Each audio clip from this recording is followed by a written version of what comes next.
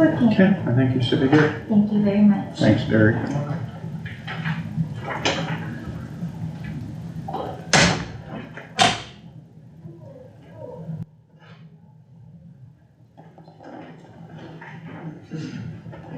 Roger.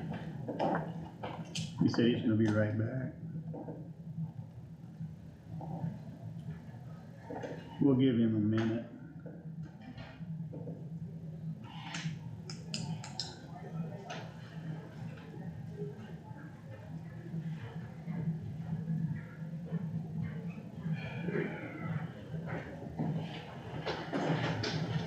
Let's stand.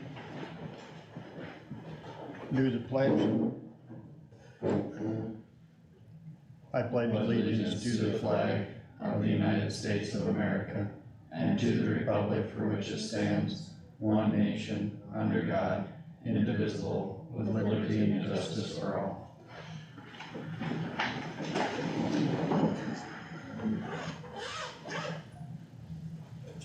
Public discussion. I got something to say. Last night I got these text messages, and this is from Kyle, I got these text messages from Zach. He's saying that you're accusing us of saying something out in the field that we never said. That's what I told Zach is pretty accurate to what you Oh, said. yeah, prove it. I should have recorded it, I guess. Shouldn't ya? Why you up down misrepresenting yourself? I'm not. Yeah, you are. Trying to blame the game. You said multiple times what you said, and then Prove it. I clarified it and asked. No, you didn't. Well, you're a goddamn liar. No, I'm not. There you are. How did you know what's that? You were standing back 20 feet. Weren't ya? You weren't even up there talking when we were all up there discussing it.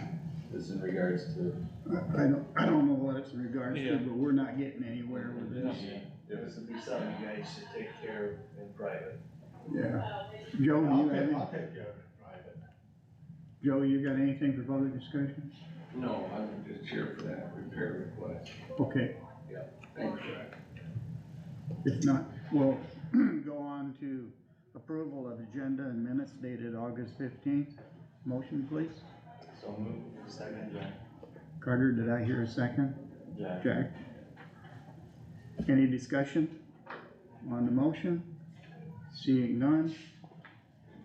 All those in favor, please say aye. Aye. Opposed, motion carried.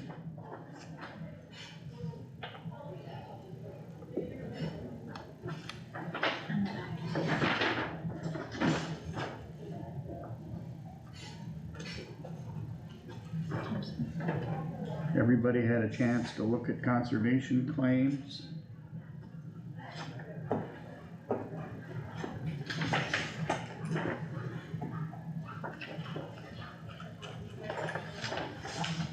I would entertain a motion to approve conservation claim.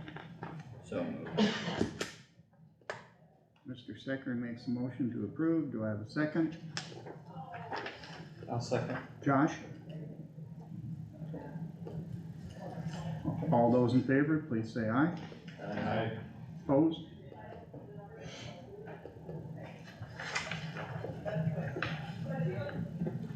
Next, we have approval of handwritten claims. Has everybody had a chance to go through their iPad and look at the handwritten claims?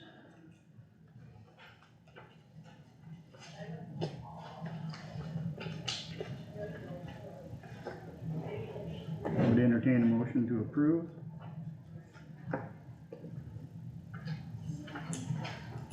So moved. Stecker, do I have a second? Josh? I'll second. Any discussion? Is this just a yearly or? No, it's the reserve account we put on the postage machine so that we can run the postage machine through. Purchase the postage, Mhm. postage? Yep, okay. Mhm. Thank you.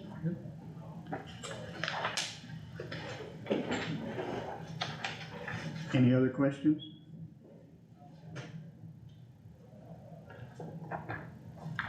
Seeing none. Well, vote to approve, all those in favor, please say aye. Aye. Opposed, motion carried, unanimous.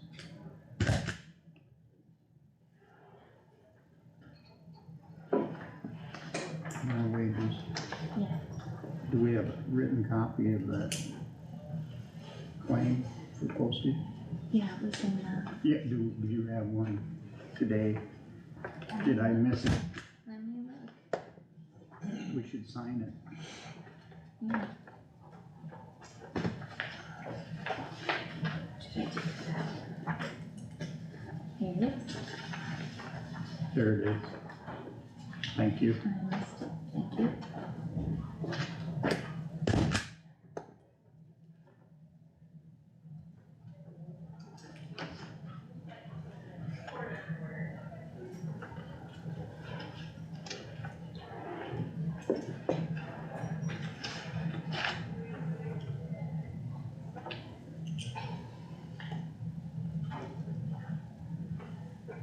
Phil, we're up to you, EMS. Don't hurry, they're still signing. Thank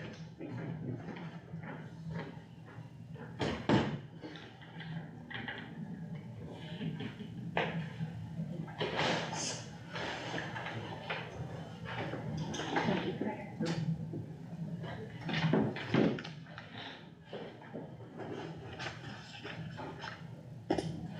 Go ahead, Phil. Ready? Yep. Kind of touch on some updates other than the transition. We've discussed the transition for the last several months, so I thought we just kind of focus on a few things other than the transition. You all know that we've been working through that for the past several months and it's tied up a lot of time, but some of the other things going on, transfer report with the hospital, beds are still an issue. It's not really a bed issue, it's a staffing issue. They don't have the staff to work the amount of beds they have in hospitals, so in turn, our transfers are still running a little low. We did 16 in the month of July. I look back a year ago, July, we did 17, so it's not a whole lot different from last year, so the bed issue is still pretty much the same as it was. Call volume, our call volume is down a little bit from last year to date, but summertime, a lot of times it is our slow time, so that'll probably pick up. Staffing, we're still hiring. Still have openings for a couple paramedics. We do have 2 of our EMTs that are in paramedic school. One is set to graduate here into this month, and the other one's just beginning her adventure. So hopefully we'll have a couple new paramedics through our in-house rather than hiring people outside that don't stay. Advisory council update, we did meet in July, we wrapped up the transition stuff. Our next meeting is scheduled for September 9th at 5 o'clock. And our plan for that meeting is start to dig into financial stuff, where the budget is, how we're covering the county, away from the transition into more of what the advisory council is designed to do is meet the needs of the people of the county. Medicare, Medicaid, we're still trying to finish up those contracts. It's been a couple months since we started working on those. Medicare actually did show up for an inspection last week. So hopefully we can get those wrapped up soon. With the Sway City going online here August 15th, still cleaning up stuff up there, trying to figure out where we're gonna get fuel, get the bills and stuff transitioned over. Last week I went to Des Moines to a EMS building documentation conference. It's a very good conference. That's the one conference I go to every year. It's put on by a law firm out of Pennsylvania that all they deal in is EMS law. The actual staff, the actual lawyers from that law firm were EMTs, paramedics, why they were going to law school. So they'll have a history in EMS besides law. So they developed this EMS law firm. And that's all they do is EMS law. So very awesome resource. They give us free documents, signature forms, refusal forms, all that kind of forms we use. We get that from them guys at no cost. So it's an awesome resource. Last night we started our fall, doing our monthly trainings again. We took kind of summer off due to lack of participation during the summertime. So we did start that again last night. We did sports injuries and medical emergencies in high school students.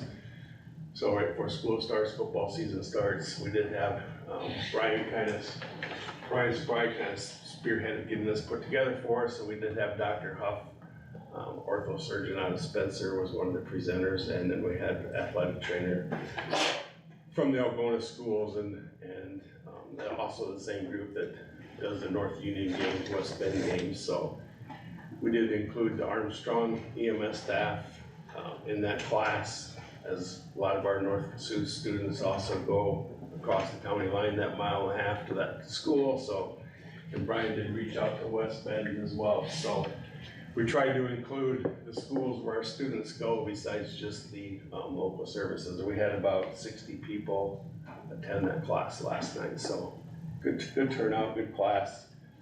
Thanks, Brian, for putting that together. The ambulance we ordered 2.5 years ago is finally hitting the end of the assembly line. So we had a projection of August 28th, so next week. Supposed to be completed down at the factory. Once it's completed at the factory, it comes back to Iowa to the company that we purchased it from. And they put in our cot, our power load system, some of those items that aren't put into the factory. So we're still probably, a few weeks out before we actually see it here, but it should be in Iowa here shortly. On the other side, we have an ambulance that needs to be repaired. I know we discussed this, as far as getting approval for repairs. This just came up, I didn't have time to get it on the agenda, but the estimate that we received is $4,128. It's the gas ambulance that has a V10 in it, and they have a history of warping the exhaust manifolds, popping the bolts, with the exhaust manifolds. So it needs 2 new exhaust manifolds put on it. The issue with that truck is it's that van chassis, ambulance chassis, and you've about got to take the motor out anytime you do anything to it to get at it. So, and then at the same time, we started having an issue with it, with the ambulance dying, and they did look at that in the throttle body assembly. So 2,800 of the repair is the exhaust, and 1,300 of the repair is for the throttle body. How many miles are on That one's about 80,000-ish. There is 84,000 miles on it, but then. This is 2017. It's one of the newer ones that we will be keeping. It's not one of the 2 that will be, unfortunately.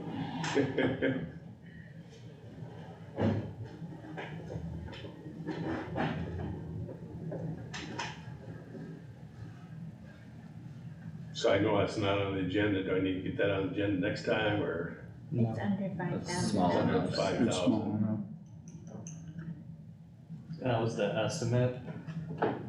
Yeah, Okay. this is So- the estimate. If it goes over, then I think it would need to be on the agenda, but as of right now, no. Well, you can always bring it back to us on what its final cost is. Yeah. I mean, this is, barring anything major, this should be the amount. Anything else for Phil? Still working on our payroll, He's still going. still working on our payroll, been with daughter's office trying to get that figured out. So when you guys do get to the item on the agenda for the handbook, I do have a suggestion for a change I'd like to see. So just a small wording, to remove a wording to match what the jailers say. So other than that, that's about all I have. Any questions for Phil? If not, thank you, Phil. Thank you, guys. Yep. General Assistance Monthly Update. Donna? Is that first or is safety first? We don't care. We don't care, well, my pile cares. Follow My your pile. piles care, but I can follow, I can wing it.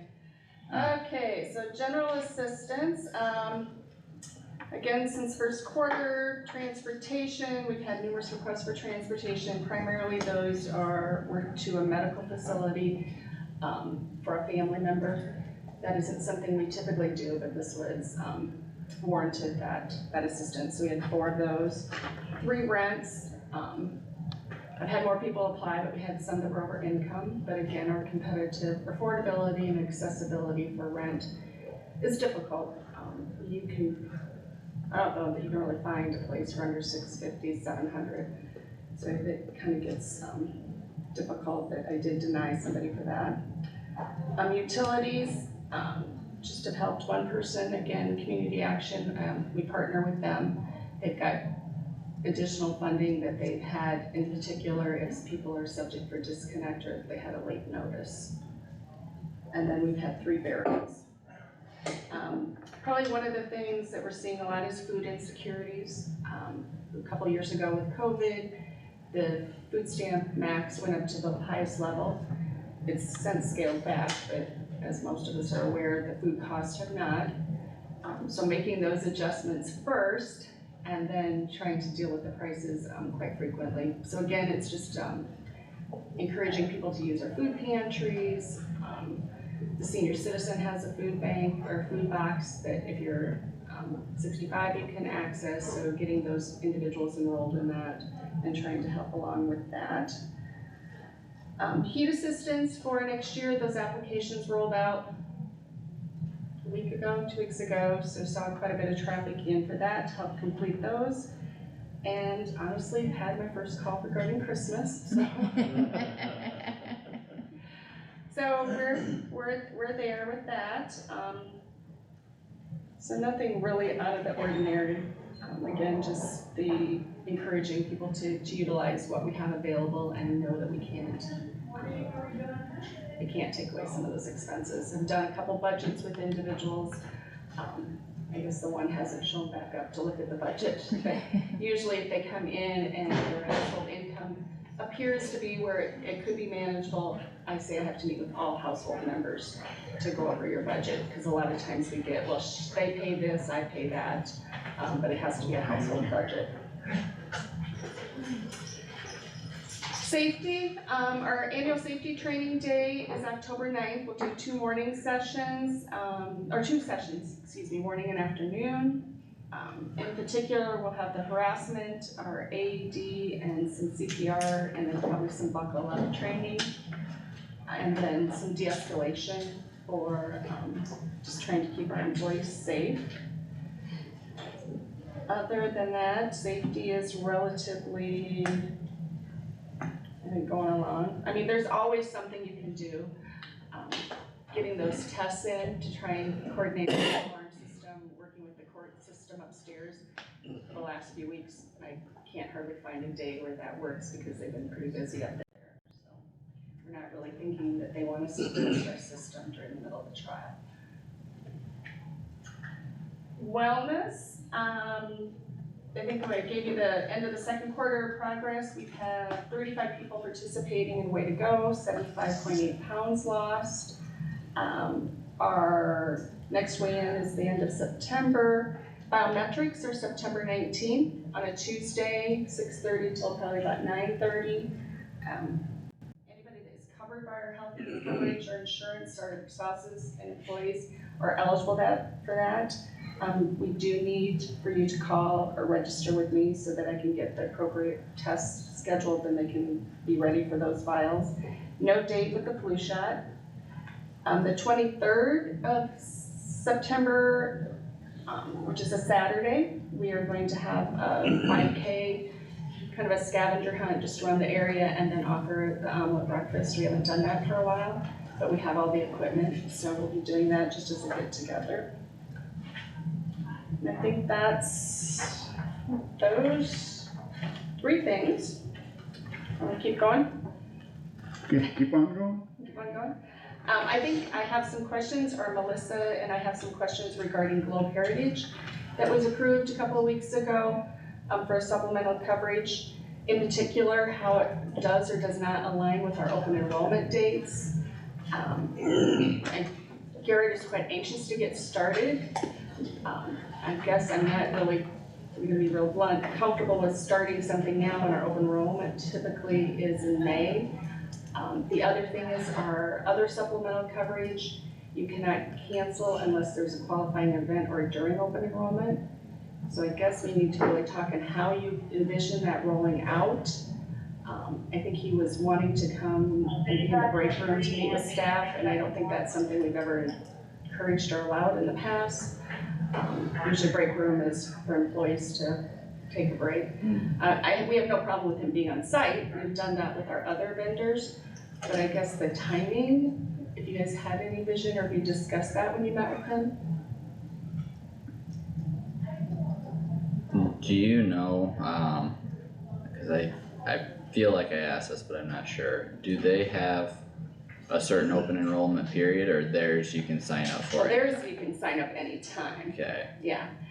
So I think you could individually sign up anytime, but then as a group, but I didn't know if anything was set, but I'm kind of getting a little bit of, he's very, I'm trying to think of a word. He's very anxious to get started.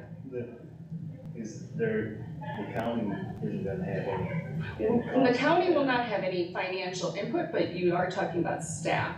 So I mean, the payroll. county isn't, if there is no cost to the county, I guess I don't see a problem with people signing up. and if they have other stuff, I guess that's their own choice as far as whether they want it or not, or whether they want it later. Right, but you are impacting payroll and then having it just, there isn't like a streamline, I mean, if nothing else, if you're saying he can go, we need to get back where the next open enrollment is in May, just because we already have an open enrollment for our flex starting the first of the year, and then in July. I don't wanna be adding extra open enrollment periods in. And because it does add some confusion, staff will have questions, and then payroll will be impacted. So we will need to communicate to staff that you will not be able to drop your other coverage unless you have a qualifying event. You are more than free, just as they would be to look at any other supplemental coverages throughout town. But if we're offering it on grounds, I think we need to know what we're doing if we're having it on grounds. It's a long time till May. I agree, I understand, and quite honestly, I'm gonna be very honest, I didn't anticipate that decision would be made so quickly. I figured he would introduce himself, start talking, and then we would roll it into our typical open period. So don't get by any means, I'm very comfortable with the offering. It's just how to coordinate that with 150 employees. Well, it's gonna be confusing unless it's explained. Unless it's communicated well, which we have learned so that's what I'm pretty much asking. What is your intent? And then we'll have to come up with a plan on how to communicate with it. And then with department heads, we have a couple here. I mean, his envision was going to each department and meeting with them. I don't know logistically if that's going to work. And then also you're talking about back to expense, that's tying up staff time. Roger and Bailey, what's your opinion on having two supplemental insurances at the same time, or what do you think your employees are gonna want? I think if you offer it and then give them the opportunity to attend it if they want, I don't know that we'll have that many attend it. And I honestly can't tell you how many of them are currently using the current. I can't either. I honestly I don't know. don't know either. Yeah. I would think they should meet with them at, in their own time, not while they're working. Which I think would be easier if we do it during open enrollment, because then he can, present to everybody at the same Isn't that how we time. do it now, during Yeah. open enrollment? Yeah, and then it's not so confusing, and then he's not taking up county time during the work week. I mean, if somebody wants to meet on their own time, I guess, but I think that's the easier way to do And it. correct me if I'm wrong, but when we do the open enrollment, we offer a couple different time slots, don't we? For the people that work night shifts. Yeah. We offer So- three, Yeah. we've been offering Yeah, three that's- so that we can I thought so, cover. so. Mhm. As long as you do that, then that way they have a choice of when they can go. I agree. So I think basically allow him to, just kind of get some information in the hands of the employees and then, you know, not actually do any, you know, But that's presenting gonna or be, anything like I that. think that's gonna be confusing, because then they're gonna wanna know when they can do it, and there's gonna be a lot more questions. I think if we do it, we need to do it all at the same time. Phil, you're gonna have a bunch of employees. Yeah, and we just did open enrollment with them coming in. I actually had set up a time for Aflac to come and meet with them, which we ended up canceling due to lack of interest, I should say. Some of them had Aflac prior to coming over to the county with the city, and that just transferred over, so those people didn't choose to attend, and the new ones, I just didn't have a lot of interest, so I think waiting until open enrollment is the best option. Just do it all at once and Not gonna hurt my feelings either way, so. By general consensus of the board, can we just say open enrollment's the time to have it explained and let them make their choice? I think that would make sense. Do Is you that- want a motion since it's on the agenda? That way. It's up to you guys. We can, if we're all in agreement, I don't know if we need a motion. I think What do you- We open, might, I mean, we still might, I'm anticipating that, you know, he was looking forward to it, so he may still want some other options. But then I think kind of what I'm getting would be maybe an option where if he wants to offer a meeting, we can provide that information after hours to staff. if he wants to meet with somebody after hours on their time, we have no say. Right, right. Yep. Is it a thing where he could just leave you with, you know, his card and maybe a little pack of information that Some if handouts. someone if someone asks like, hey, what's this about? And, well, here's his information, you can call I guess what I can do is add him to our Heritage, Global Heritage, it's not just him individually, his company, to our open enrollment packet for new hires. So that they can, cause they have the opportunity to make that choice upon being hired. And then if there is something that he can leave and staff have questions, or we can put that in the newsletter, or we can have it available, then they can contact him directly. It's no different than what we do with our investments. I mean, we don't, I'm not the marketer for those companies, so, I mean, we just give them that list and they can call on their own. But I wanted you guys to have an understanding, cause. Okay. Anything else, Doug? Nope, I'll just stay for the handbook. Okay, I have a question, when, right at the beginning, I didn't catch it, but when you said, you're going through just the results of general assistance stuff, did you say 3 variances? Burial. Oh, burials, I couldn't, I didn't get what that was, oh, okay. Yeah, and I guess we should term it funeral. I'm gonna go back old school, but we are utilizing cremations at this point, so it's just not always burial, but it's a funeral Sure, service. yep, yep. But I tend to use some language. No, that's fine, But thank you. I didn't catch that word, okay.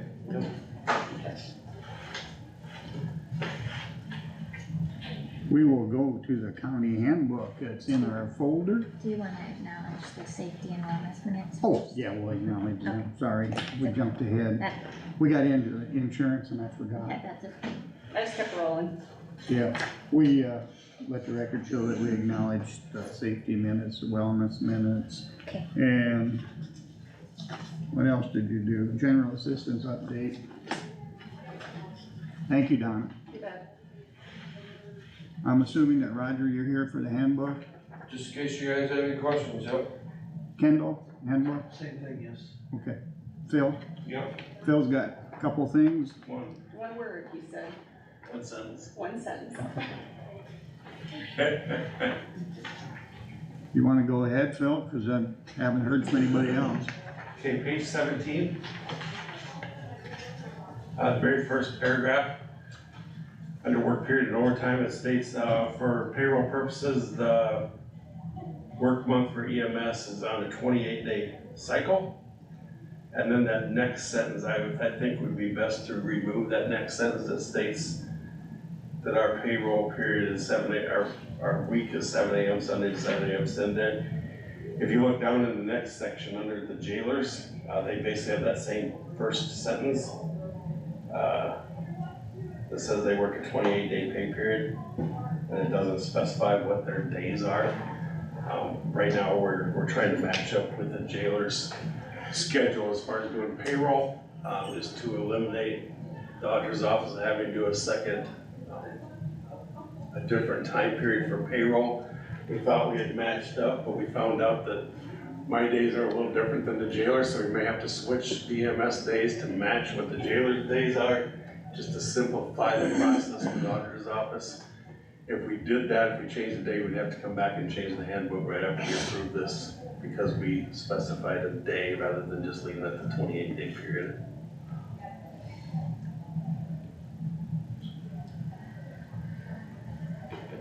Makes sense.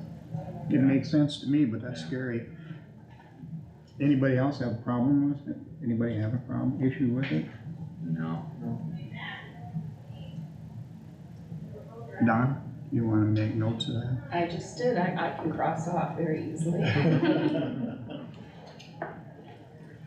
And just to let you know for the next part, I know back in, July, you approved the work period and overtime for the jailers and sheriff.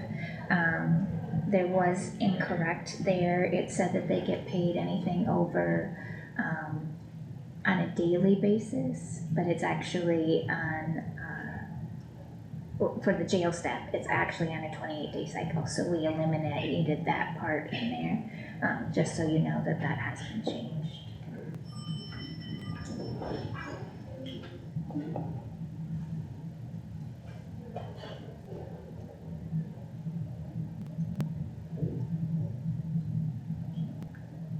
Anything else? Bailey, you got anything? I don't think so. I just, ours is on a monthly cycle, not, so our overtime doesn't accrue daily, it accrues on the 28-day cycle. And so that's where the clarification was from deputies versus jailers, because theirs is daily versus their monthly cycle. You have no trouble explaining that to the jailers? No, because that's how it's been, that's how our payroll has always been Okay, for jail staff, yeah. It's always been that way. So it's no change to Okay. Nothing has changed, yeah. the other, That's change. actually in section 3, not this section. The other change, is in there, we added vacation time taken by jailers and deputies will count as time worked for purposes of computing overtime. And that's from their union handbook, because that's the way it's always been done. They've always been paid for that. So we added that in there so that they're getting paid the same as they always have been.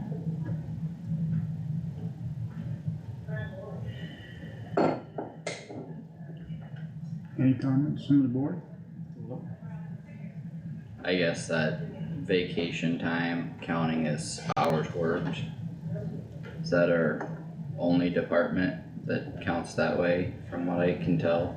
I believe so, that and the sheriff's office, the jail and the sheriff's office, as far as I know.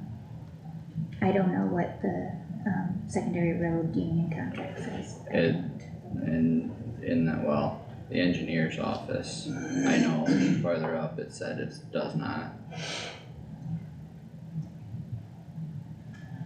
Yeah, paid leaves, holidays, vacation time shall not be counted as working time for the purposes of determining overtime. And I think that's in every other department. I think so too. I think the difference with the courthouse is then it's also that 5 hours to getting to 40 hours. So I think Yeah. sometimes that plays into it. Right.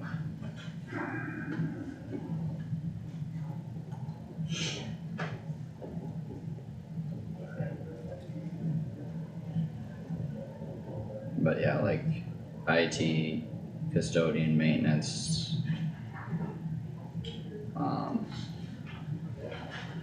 All those have that same language.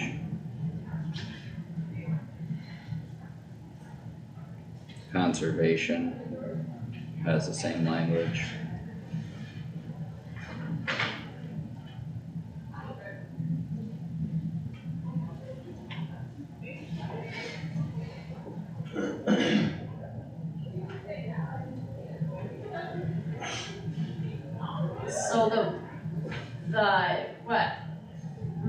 understand is that when we came from the union contract into the handbook, basically the language would transfer from the union contract into this handbook. And that's, in the union contract, that's how it was worded. And so we've always paid out anything over 160 hours has been overtime for the jailers. And they actually work 168 hours, and so when they take vacation, they're still, working, you know, their hours are still over 160 hours.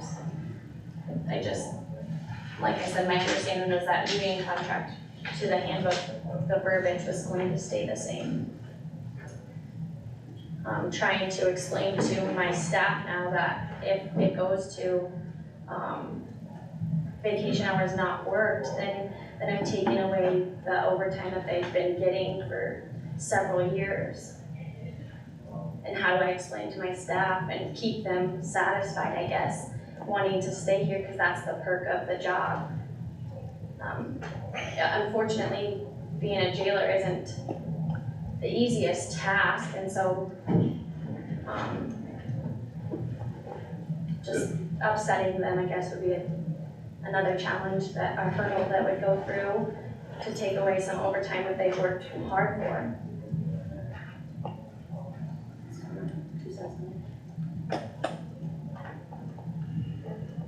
This is the cycle that works best for the jail.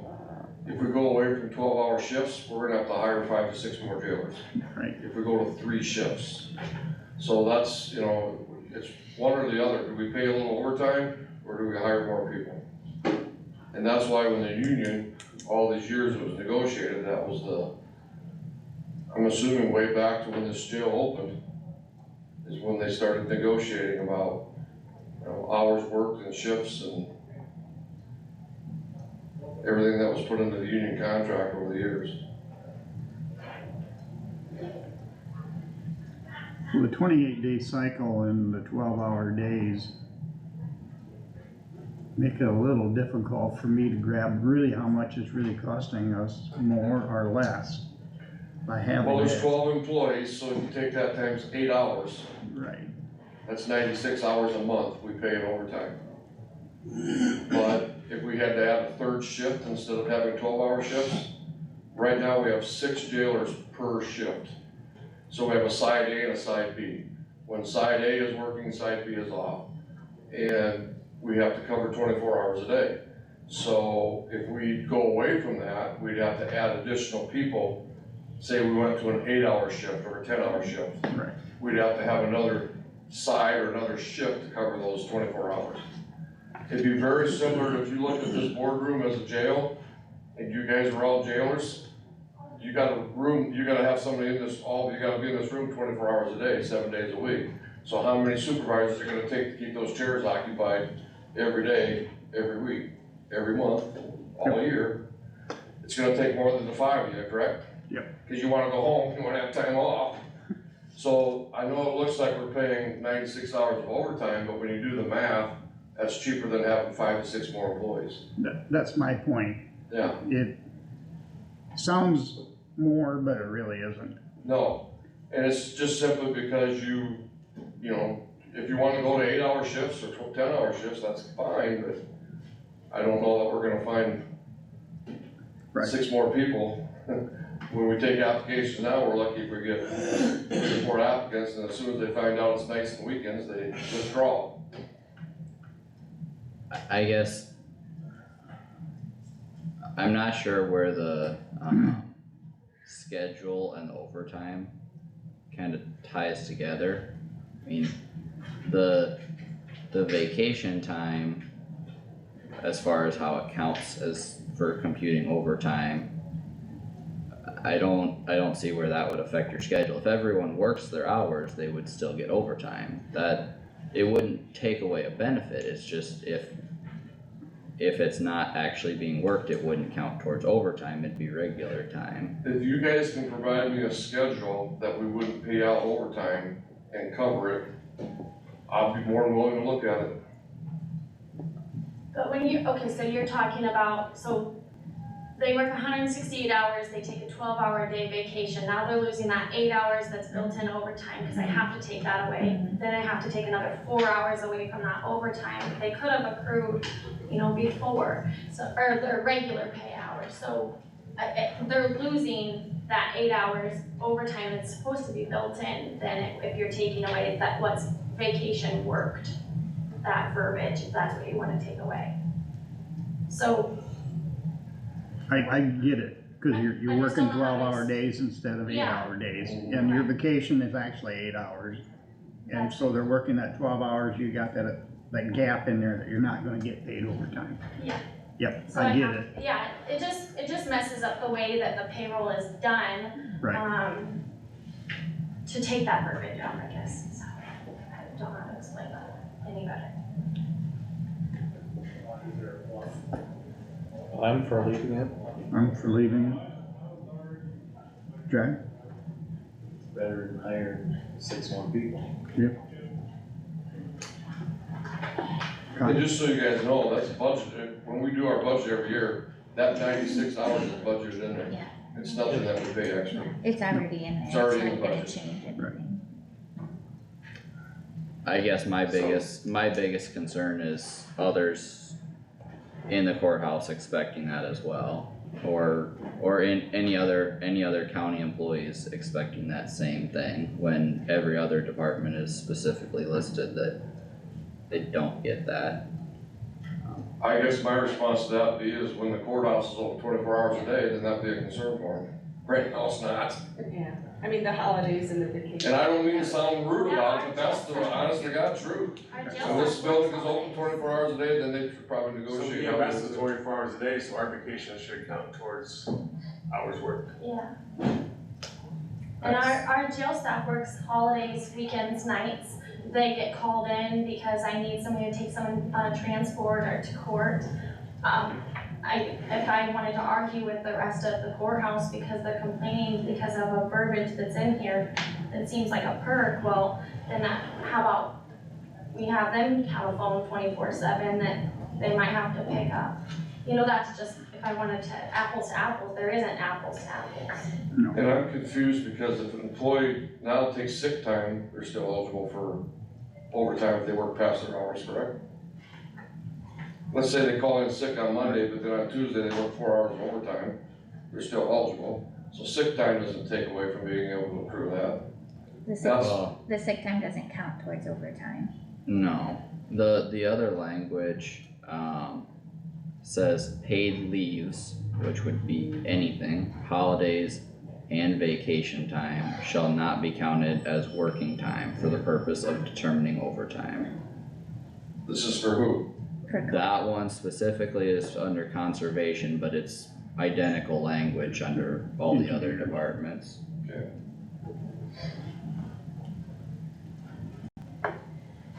So I guess I wasn't personally prepared to discuss time off benefits, vacation. On the agenda it states we're discussing section 2, and time off benefits is under section 3. Well, actually, it's under section 2 too, the It's- vacation time. We're talking vacation time. It's listed multiple places, but then that is another piece of the puzzle under section 3. It specifically talks about, is it under vacation? Yeah, under vacation section 3.2, vacation hours are not counted as working hours for the purposes of computing overtime. So, Where are you reading that, Kyle? 3.2, Yeah, Oh, I You're did. only up to. I only brought over 2. yeah. And I guess that, to me, that would be one of the differences between the union agreement that was in place before and the handbook.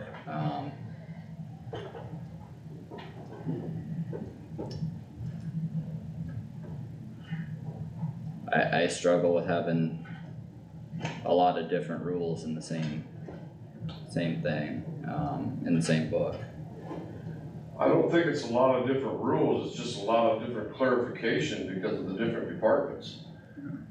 Right now, and I'm like Phil, I didn't come over here prepared to talk about it, but I can't think of, other than EMS and public safety or law enforcement, including our jail, there's no other departments that have 24-hour service. And you gotta look at it a lot differently, and I'm just gonna say out loud right now, we've got probably 5 or 6 jailers with over 20 years that are gonna be looking at retirement in the next few years. We're gonna have a hard time replacing them unless we keep attractive benefits like this. Hey, you got built-in 8 hours, you know, it's a benefit because you have to work night shifts, weekends, holidays. And it's already built into the budget, and I know it's worded different from other departments, but sometimes it has to be because we're not the same as other departments. I don't know if that makes sense or not, but to me it does, because if you say to me, we're gonna take that out of there, and I gotta go to 3 shifts in our jail, right here, she's gonna be pulling her hair out going, how are we gonna cover all these shifts, whether it's 8 hours or 10 hours? No, I don't have a problem with leaving it the way it is.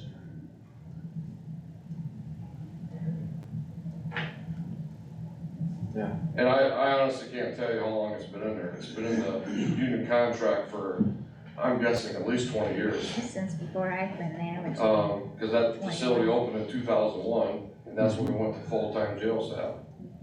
We had jail staff in our old facility, but we only had, you remember, Tammy, there's only like 4? 4 or 6, yeah. It's somewhere in there. So when this building opened is when we went to the 12-hour shifts, and the union contract was negotiated differently.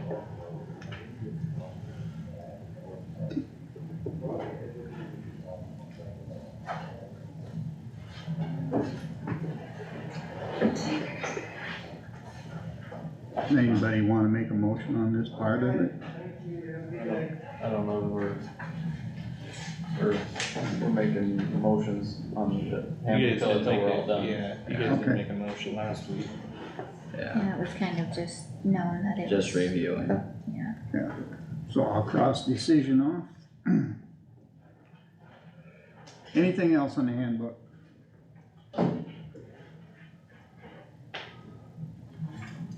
Kendall? I just had it on page 16 under work period for conservation department. Shall begin at 12:01 Monday and end midnight the following Sunday. That was a change I recommended. It's different than what had been. That's the only thing I had. Okay. If not, we will move on. You wanna call Doug? Yep. Thank you. Thanks for coming in. Thank you. We are up to construction right away. Thanks. Thanks, Donna.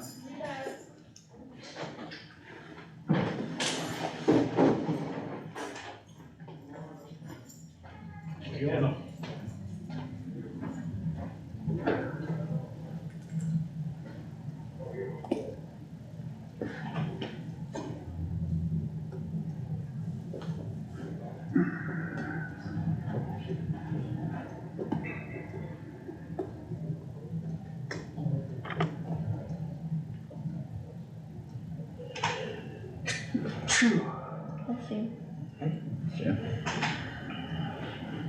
Oh, where's the chills? How you feeling, Josh? Better? Oh, yeah. Good. Did it hit your whole family? No, it hit Lucas pretty good, but, he ended up feeling fine and we never really fully got it, so. Yeah, that's good. I stayed home last week because it was just, I didn't wanna bring it here. Yeah, yeah. Possibly spread it. Thank you. We Yeah. appreciate that. We appreciate I appreciate that. Yeah, me too. I don't enjoy being sick anymore. No. There's something wrong with it. I don't like it either. How's the wife doing? Hey Tammy, how's it going? Good. She's struggling with this heat. Morning, everyone. Good morning. Especially being, she's in her 3rd trimester, so Yeah. this Had a heat guy right now. yesterday And we called me up around noon. had issues with our air conditioner over the weekend. You guys want a can, and I called my wife. So I had to have Algonah Plumbing and Heating come over. I guess we were running about half the Freon that we're supposed to have on our air conditioner, so got that fixed yesterday, and I was like, thank God we could get in, because the week coming up, having pregnant wife and 5-year-old at home with that heat would not be good without air conditioning. No, So, we used to live without. yeah, I yeah, don't know what happened. we've gone soft. Yeah. I had this conversation yesterday with her. He said, back in the olden days, you'd get this heat, and you'd be riding horseback in leather chaps and cowboy hat and long sleeve shirts, and people weren't passing out having heat stroke. No, we'd be baling hay right now. Yeah. Yeah.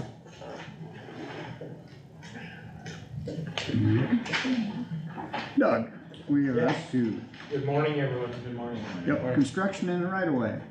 We do have a few requests for work within the road right of way. Last week, we spoke a little bit about the Apostolic Church, putting some drainage into their, for their sump pump. We've got all that agreement signed, so, this is kind of a formality. I believe this work actually was completed Friday. Yeah, I saw them there working. But, so we would need a, motion and get that agreement signed. We have it in our folder. Would I entertain a motion to approve construction in the road right of way? So, second. Carter, Josh? Any questions on the motion? Seeing none, all those in favor, please say aye. Aye. Opposed? Motion carried unanimous. I'll just bring these all up for signature at the end. Would that be okay? Yeah, good. All right, the next request is from Winnebago Cooperative Telecom. They are working from an existing pedestal in section 15 of Greenwood Township, running on the north side of 370th Street, and then they'll cross 370th Street and move into private property. I would recommend that the board would approve of this request. So, Which was section Kyle makes the 15 and motion, do I have a second? 22. I'll second it. Any discussion on the motion? Seeing none, all those in favor, please say aye. Aye. Opposed? Motion carried unanimous. Alright, Algona Municipal Utilities, very similar to the request that was just approved. They would like to go from an existing pedestal on 230th Street, run east for a little distance, and then go south into private property. Again, I would recommend that the board would approve of this request. I'll move to approve. Do I have a second? second. Second by Stecker. Any discussion on the motion?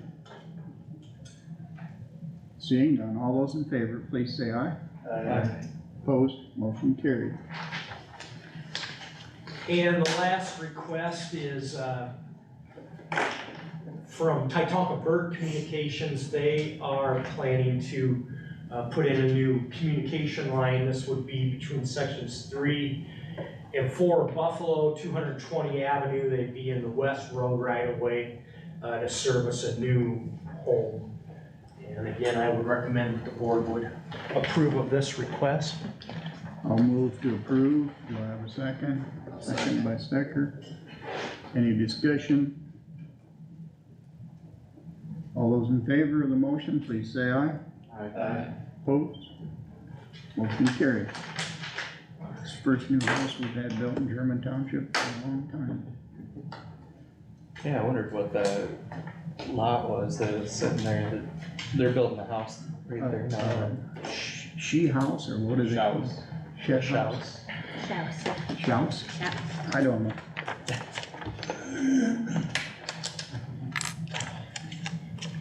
Not a she shed. Not a she shed. Say it again.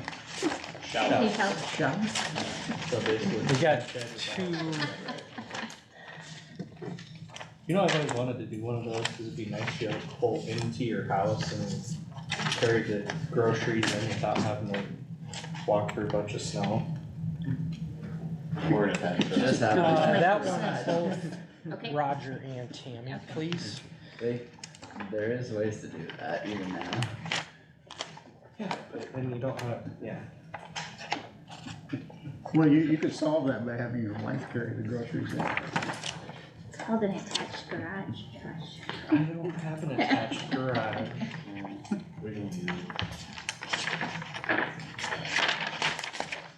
In my old house, I had an attached garage, but it was so small that we couldn't open the back end of the car with the garage door shut. Alright, there we go.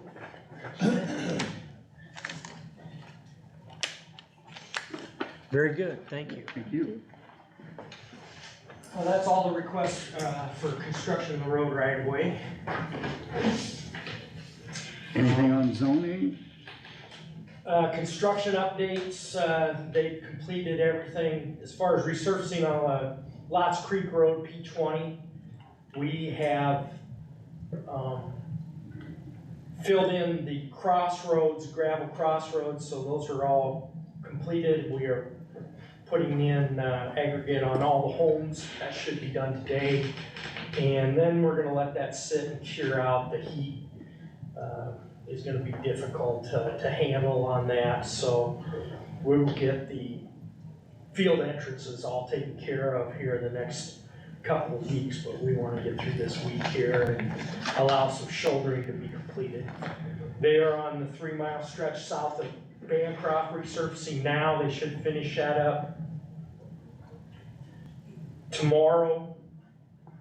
And then it might even be today, and then they'll start working on the 1-mile stretch of P20 between McGregor and Highway 18. And then they'll be finished with their resurfacing. Given any breakdowns that cause a delay or anything, they should be finished with resurfacing this week.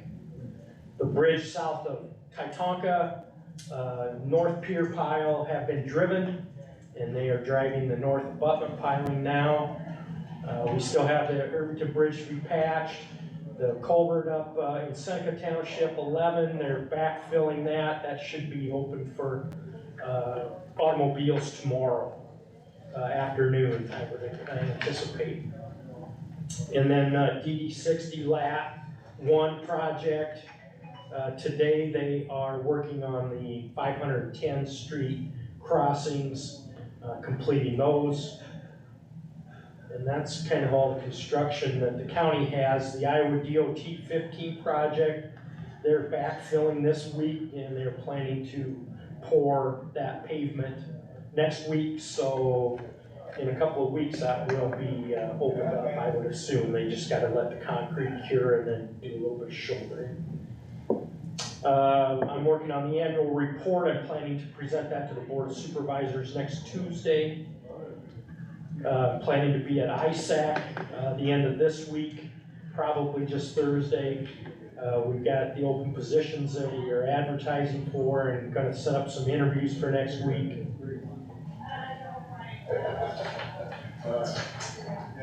And that's about it. In the Laverne Loop coming back here a week or so ago, that stop sign on the east end of town there, you can't see that stop sign at all. When we came in here, the trees are so overgrown. Is there a stop ahead sign there? This would be for westbound traffic on the county line road. The blacktop that goes east and west, you have to, there's a So- stop sign on the east side of town. For westbound traffic or eastbound Both traffic? sides, you gotta Both stop, sides? you gotta stop and come at both ways, so when you come. I'll look at it, So Jack. when you're going west, going back to town, you actually cannot see that stop sign. We drove We just came through there a couple weeks ago, coming back, and, I almost blew right through that stop sign. Which direction were you headed? We were headed west, You're heading west, so you're coming into town? and you couldn't, you couldn't, and I don't think there's a stop ahead sign.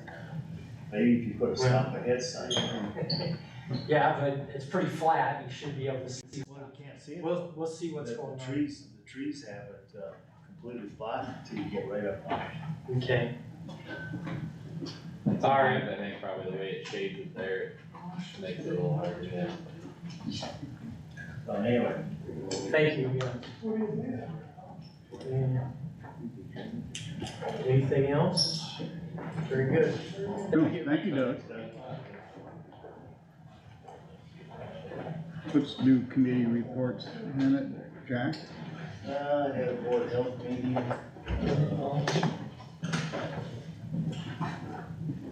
last Wednesday.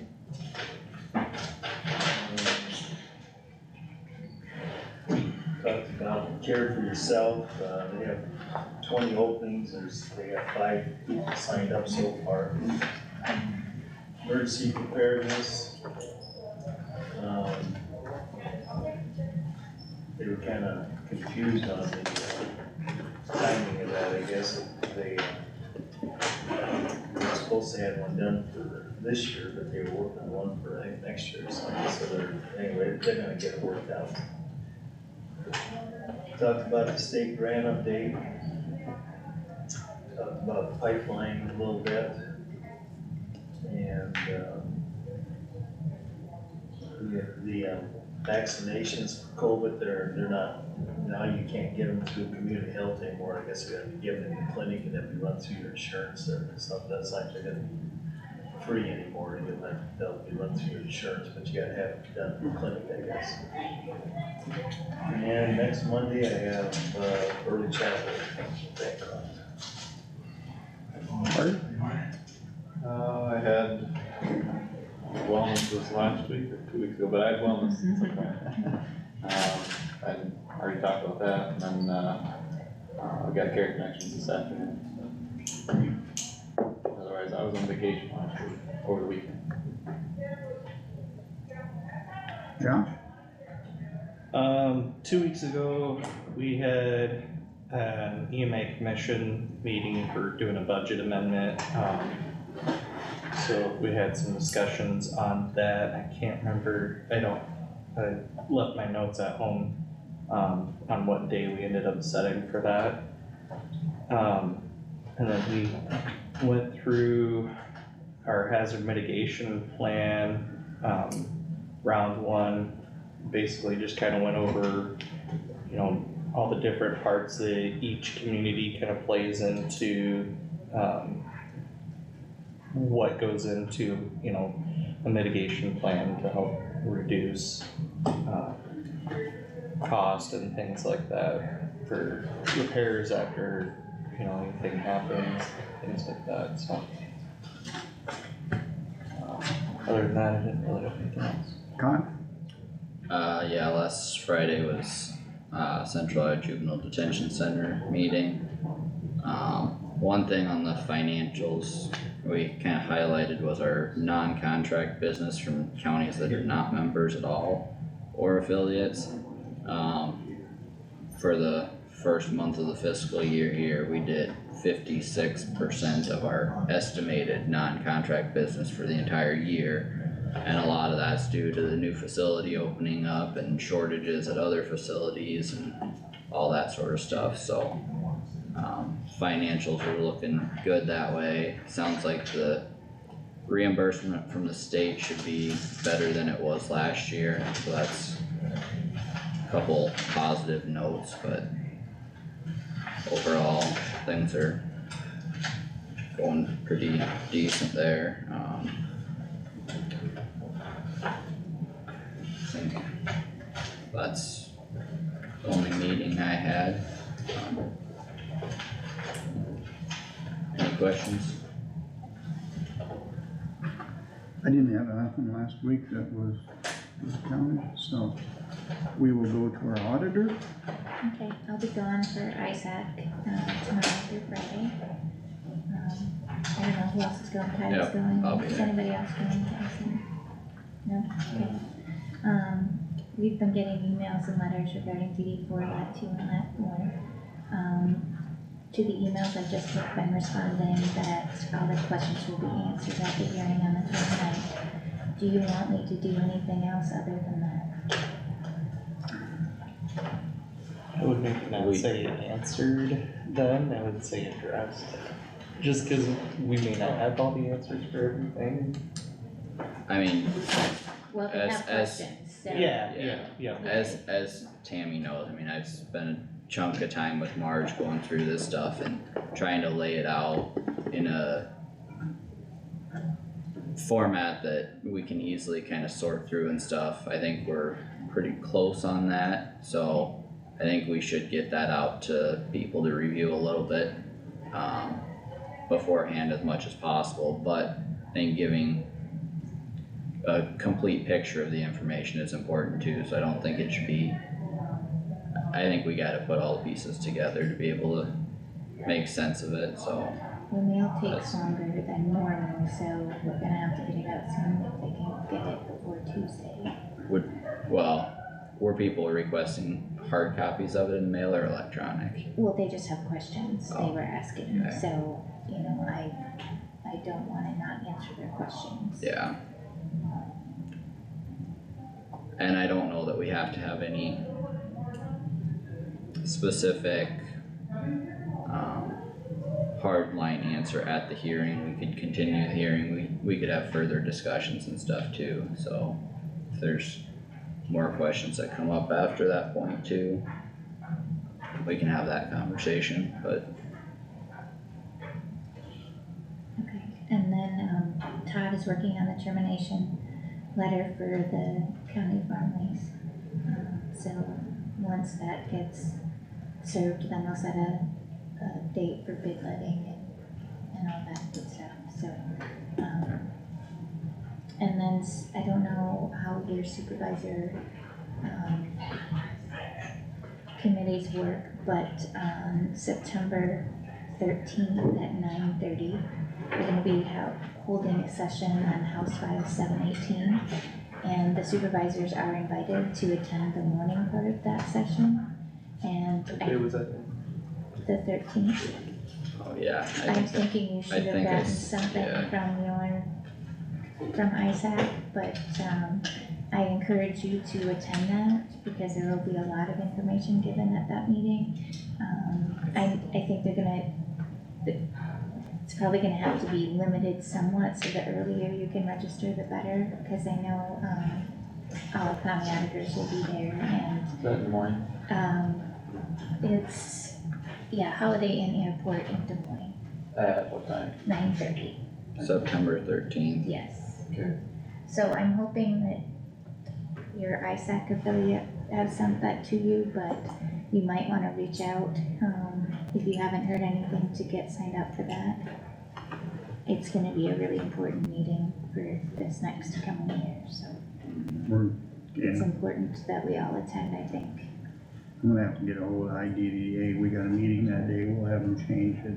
Okay, Yeah, and I got another, meeting I'll have to move to, but that's fine. Yeah, and it's the morning part that the supervisors are invited to, and I think the afternoon is the auditor part. Yeah. The morning part is for both. I think somewhere in there it said that we could stay for the afternoon if we wanted, but it'd be geared more towards the auditor's office, but I don't have that email handy. I know I saw it sent out by Isaac though. Okay, good, so I encourage you to get registered for that. I think it'd be helpful for all of us, so. is that last week, Tom? Or maybe the week before. Register, invite you today, fall symposium? No, Mhm.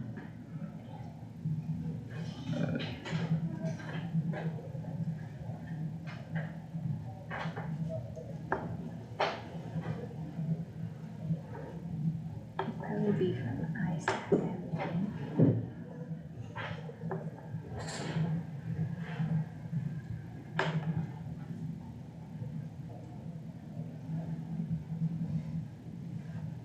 You find it forwarded to me, I don't Okay. see that I got it. Yeah, Send it to me again too. Okay, I I'll- can't find it either.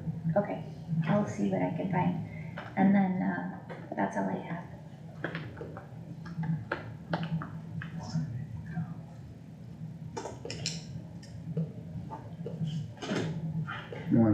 10 to 15-minute break before we start drainage? Let's do it now. And then have a break before the public hearing. Okay, just wanna do the drainage part. Yeah, we just have the repair request. I'll go get Marge. Thank you.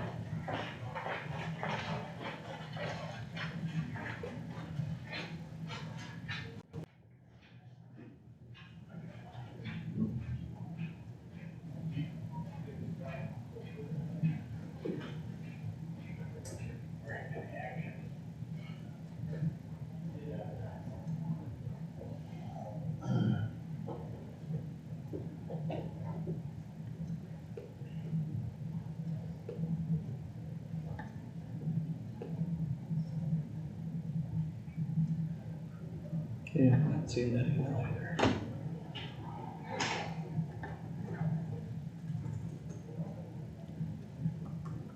It would've came from Isaac. I know I saw it a while back.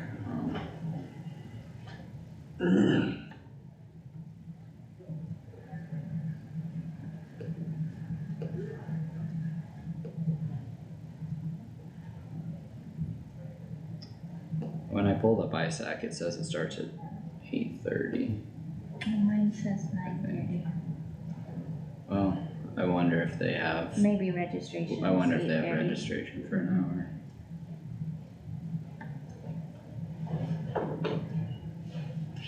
Yeah, it is Okay. registration. Okay. 9:30 it actually starts. Yeah, okay.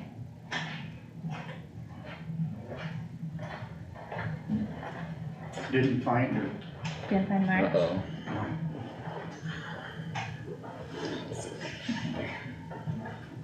Someone let her out? Yeah, She ran free? She ran away. Oh, Gone. Tammy. Probably old boardroom. She working on. Yeah. Oh. I didn't look in there. Oh.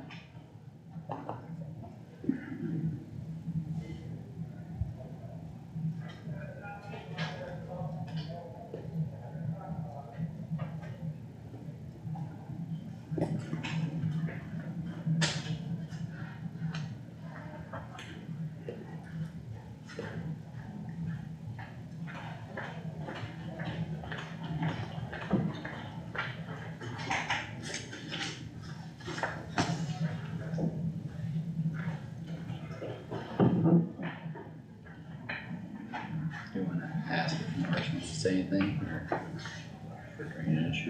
Cause I don't think he's on 90. I don't know if he came in for something else. Morris? Yeah. Oh. Morris, did you have something on drainage? I'm just here to listen to what you have to say. I would just request if you speak up a little bit, we'd be able to hear a little better.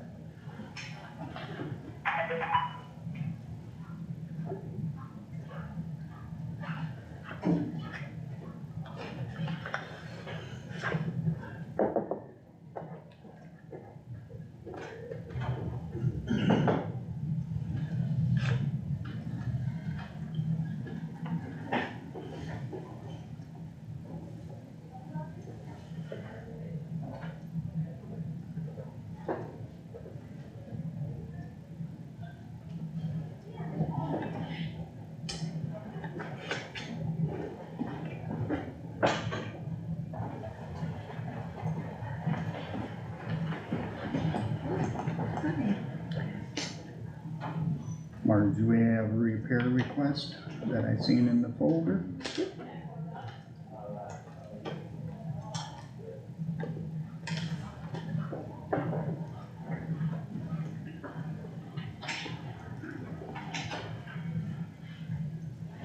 Thanks.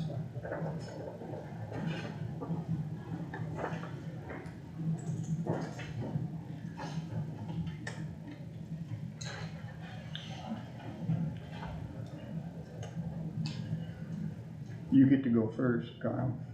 First and only one. Yep. This is request number 78, drain 4, lateral 11. For section 36 of Harrison. An inspection is necessary on account of the east 30-inch tile is standing 6 to 8 inches of water south of the junction box found in the southeast quarter of section 36 of Harrison. After fall harvest, we would like North Iowa Drainage to inspect the box located in the northeast quarter of the southeast quarter of section 1 of Greenwood to determine if the east 30 to 32-inch tile is standing water south of that box. From what we find there, the inspection proceeds in the direction needed to find the restriction. When restriction is found, a report will be presented to the board and repairs or improvements will be determined from there. This is a request from Joe Goshi. He would like himself, Rich Arndorfer, and Rick Bauer to be called when the inspection begins. I guess you guys all heard the conversation this morning about another tile situation which is not related to this, but the same potential contractor. And quite honestly, I have no faith in that contractor, and if that is the board's decision to appoint him to inspect it, I would say it will be up to the rest of the board to supervise. I will not do that. I have already talked to Reitzel to see if they would be able to do this, and they are, so that would be my recommendation to the board.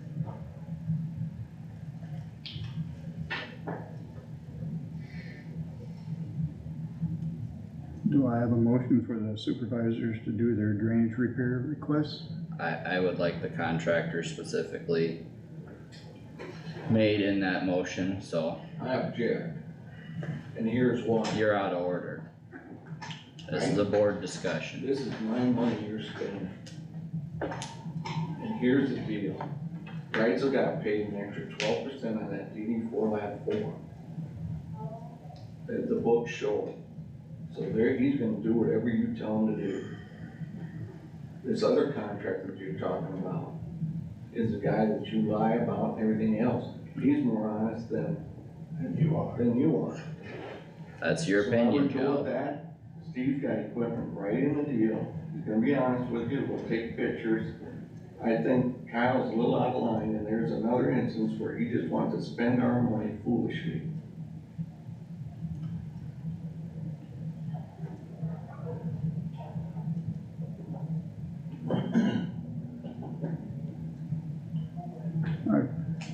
Been customary that whoever gets the request chooses a contractor, so I'm not gonna break that. It's up to the board though. Rich Arndorfer and Rick Bauer involved in that as well. I mean, as well as the two of you, as far as being there when work is being done or when it's being inspected. That's how I understand it. Correct. So regardless of who it is, they could watch the work being done. Correct. So, Reitzel's gotta take his equipment from Bird Island, move it to up there. We got equipment right in the section. that's very They're in minimal. charge for moving their equipment.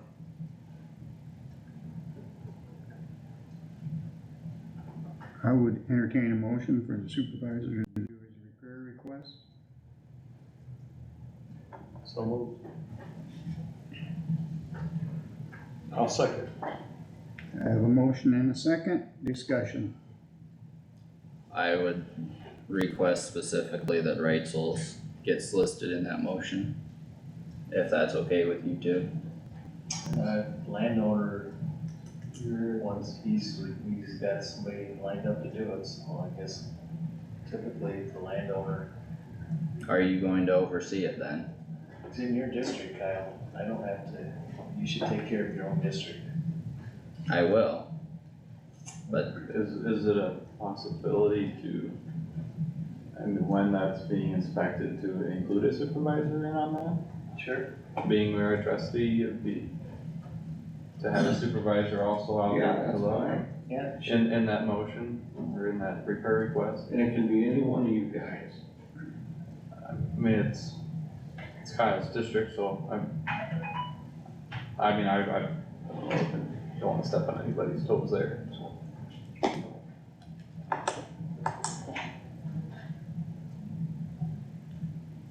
But, would that be okay? You're gonna go? I'm not volunteering, I'm saying having one of us go, I'd gladly go, but.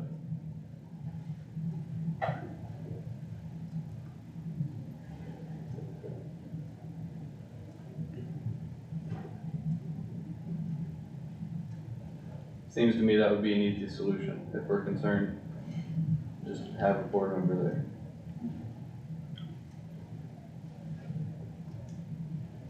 Do you wanna make that a part of the motion? Was it, the motion was made?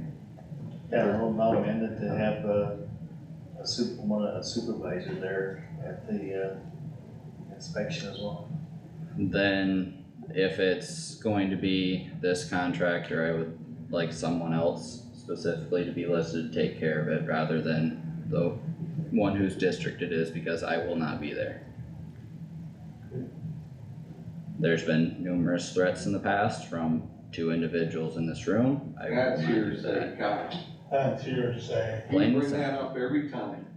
That's the most powerless thing you ever said. That's not part of this Carter, discussion. I would suggest that if you volunteer, that you have somebody else go with you. I would agree with that. Bring the Do sheriff. you, I Go, mean, just, you and I wanna, I will go with you and go, that's pretty if close. that's all right with you, Yep, that's we'll fine put with it me. in, the motion, that's Put a Carter motion and that, Jarvis will go. Carter and Roger will be there for the, That's fine. for the inspection as well. So you'll have to call Roger when you send me, let him know when you're doing it, so. Oh, yeah, we'll get clear. Okay, coordinate with everybody. You got my number, Joe. Yeah. Okay, Can you read what you have written down, Tammy? Sure, motion by Plath, second by Wactor to have the supervisors handle the request as follow. Supervisor Stecker request 2023-078 DD4 lat 11 to have the landowner choose the contractor and have supervisors Nath and supervisor Jerks present to make the inspection. That'd be fine. I did not request that they choose it, but that was in the request. does everybody understand the motion? Do a roll call vote. I don't think we had a second to the motion. Oh, Yeah, Josh. Josh okay. did, yeah, Plath, Yes. Nath, Yes. Wactor, Yes. Stecker, Abstain. Jerks. yes. Motion carried.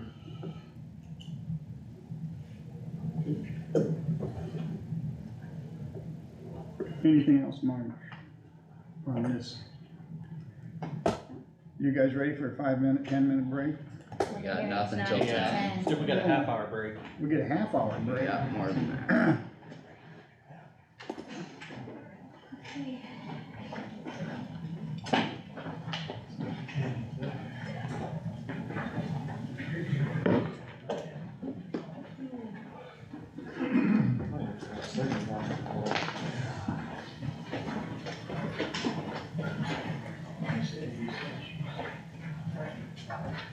Yeah, breakfast for us, what do we make? What? No. Just sit there. What, you taking a half hour, Roger? We can't start till 10. Okay, yeah. You gotta take it to lunch.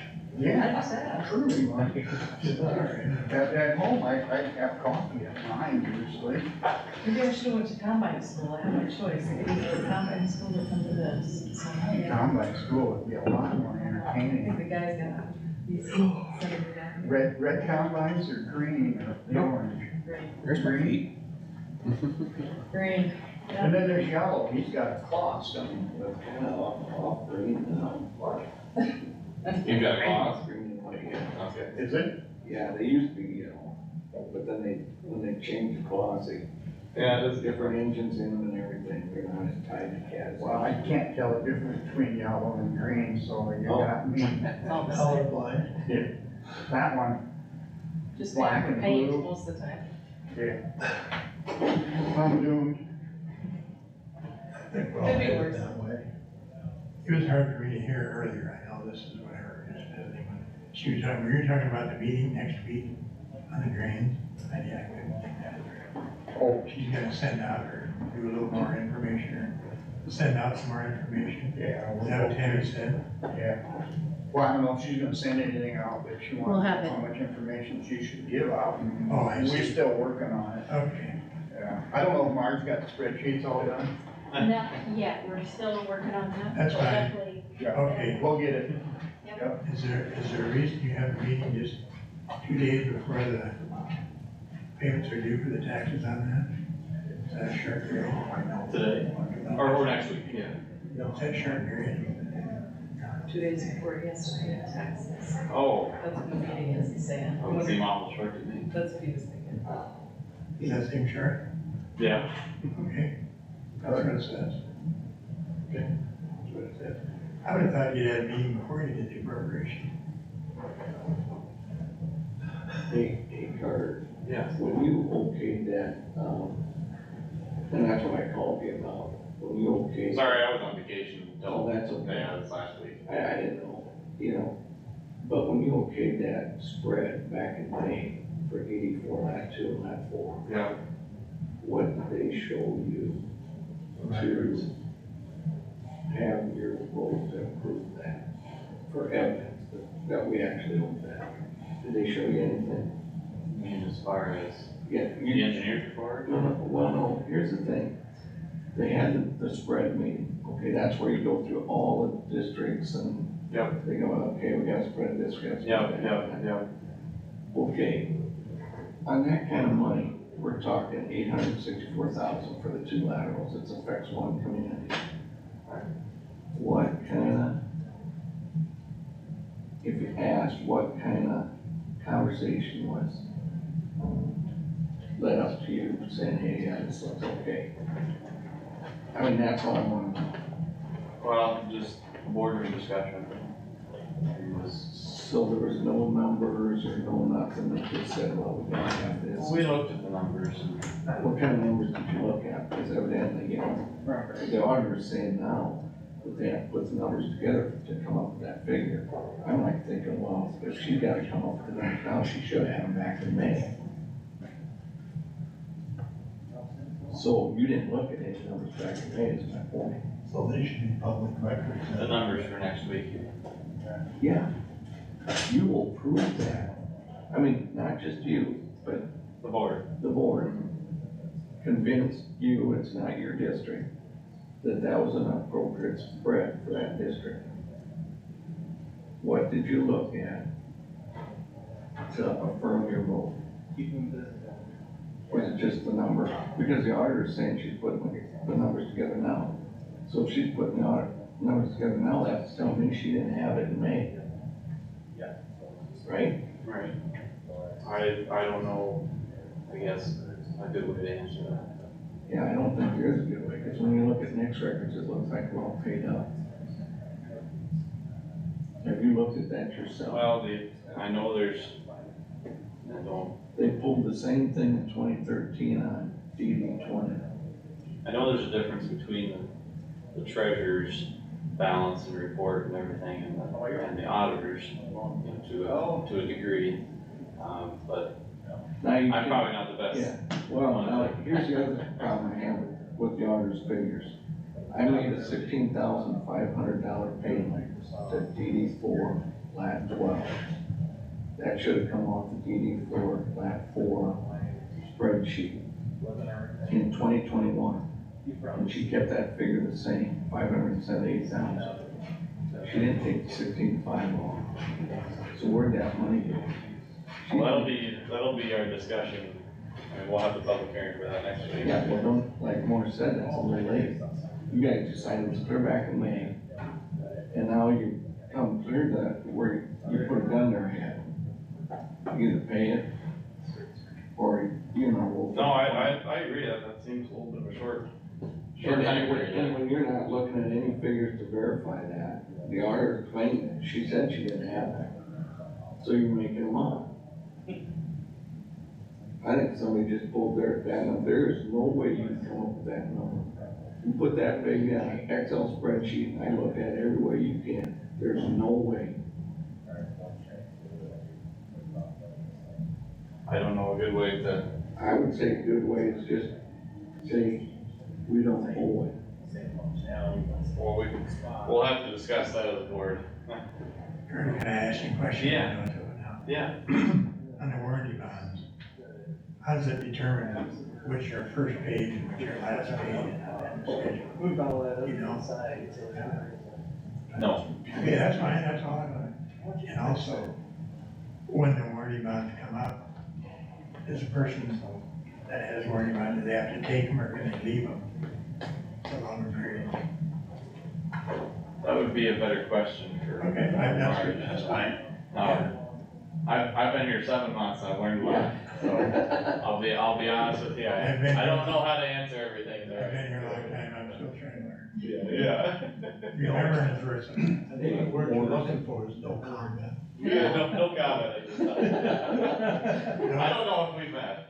I'm sorry, or suspect. Okay, good to meet you, yeah. Dick Elsbecker, is that He was my brother? that was your brother, okay, Yeah. he was my neighbor growing up. Okay. So, I thought you looked a little bit alike, yeah. Okay, well, Yeah. guilty. Yep, Well, nice to meet you, Kurt. yeah, good to meet you. I'll be back. I didn't I'll mean run the rest anything of the before, but it's difficult to hear back here. No, I know, and Maybe we should move up there. Well, we could. Tim, you and I can move up there. Tammy's so soft spoken. I don't know if that'd be good for the camera. But anyway. That's all right. Yeah, sometimes I gotta listen well too. Thank you. Yep, I'll be back. Even worse, they pay those warranty offers first in, first out. That's how they do it. So if you got, say, right, so Drew warrant first, you know, his date is earlier than somebody else's warrant. When the money comes in to pay, the first warrants get paid first, and then they go down until the last. How's that determined again, Joe? I think Okay, the first ones that are drawn, they draw them out? Yeah, no, it's by date. What I mean by drawn is, okay, Reitzel comes in for a payment. And he came in January 1st. Sure. Okay? Got it. Then you got your warrant, but yours is dated January 15th. Okay, they're gonna pay his first because the date on his warrant is before yours. Yeah, That's how they do it. my question is, when they have this money for this warrant, does the person with the warrant have to take it? Or can they leave it? Well, when Nick calls it in, you have to redeem it. Redeem it. Yeah, or your interest stops. Yeah, so why do you Well, want? that's a good question, the interest, you know. Yeah, That's 6% interest on them.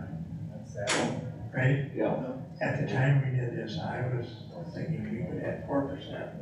Because interest rates or whatever, well, that was a 2. And even 5, and then you 6 because of the. right, That does add quite a lot. yeah. And now it'll be 5% for this. Well, they could make it 0. They shouldn't have a bill. I'm telling you, it's all paid up. They put this stuff in, on DD 20. In 2013, the spreadsheet's in my PowerPoint. They just ask for interest on the bond. It's a fake deal. Because of the situation, and if there's some long-term that people have put down, like for the 20-year deal. They're paying the interest. I understand that, they're paying interest. Yeah. But also, when paying that, can they pay that up after 10 years? Yeah. You can prepay it. You can prepay. So there's no way of knowing what the interest will be, correct? The total interest for the total project, no, because you might prepay it, yeah, right. And on the deal we just got on his assessment, it says plus interest, right? Well, all the ones paid to date has had interest on it for them. No, I mean, with this, the bill on this for like, for lap 2. Oh, yeah, okay. Plus interest. Well, all that bill is for is interest. That's all it's for. And I don't know where. But what is it plus interest? It's just interest, that's all they're asking for. They got a specific amount and then it says plus interest. I read this, right? Yeah. And that tells me they're gonna start charging interest from something else. else. On that building, you wait. Right, from me, Right, is that right? yeah, I'm gonna, but I you should never never assume anything. Should you Never. assume That's right. that. That's a very good deal. You choose not to sign a waiver and assessments are due by September 30th. Payable to the treasurer. The amounts below do not include interest. That's the base amount, this is where we're starting at. And if you don't pay it, they're gonna tack on 6% interest or whatever it is. And was there something said about the damages, crop damages that didn't have figured in right or something? No, they've got them all figured in. But I mean, that's why this assessment. No, they. This should have showed that was all taken care of. They spread 12%, well, on DD 4 lab 2, they spread 9% over the cost of the project. So you prepaid over 9% at the initial start. And then the people paid it down because there's people that paid cash. So you don't even have the full amount that was financed. And if you take the 614,000 and divide it by 6%, that's a $10 million project. ED4 lab 4 when it cost, was a 12% cost overrun, 2.499 million. They're lying. I don't care. They're not gonna convince me. Here's an old saying. Figures don't lie. Pencil moves in every direction. We should write that down, Morris. It isn't, it's just, I like the common sense page. Right. Not too much of that left. And I like the old saying. That's about right. And I like the old saying, are we being very clear? Oh, yeah. I don't care. There's the old saying, shit stinks, and the more you stir it, the more it stinks. I really should be jotting all these lines of wisdom. Probably has to do with ugly about the trade. Maybe. It seems to be the worst when they get ready to discharge.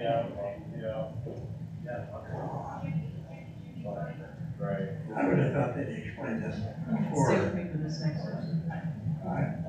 Okay, You're gonna see. I'm just trying to learn. 90, oh, that's a screw. Which way? On the railroad, they changed the wording, so now the railroad is responsible for something. That's right. But I don't know why.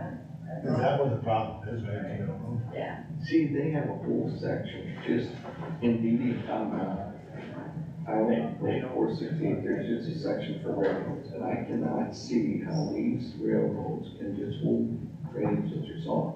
The only thing I'm thinking is if the people that sign the easements for the railroads, give them the property, if they sign their drainage rights away, because that's what ITC wanted you to do, that's what all these companies I've signed.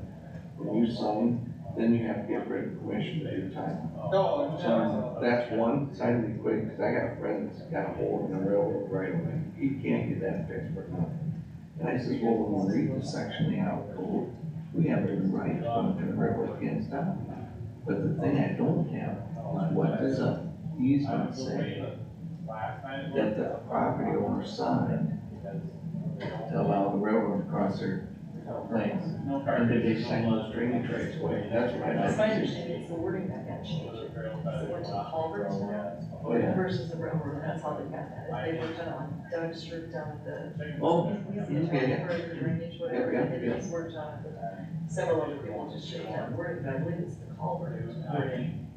Is now it's considered culvert. I see. So the railroad is responsible. I see.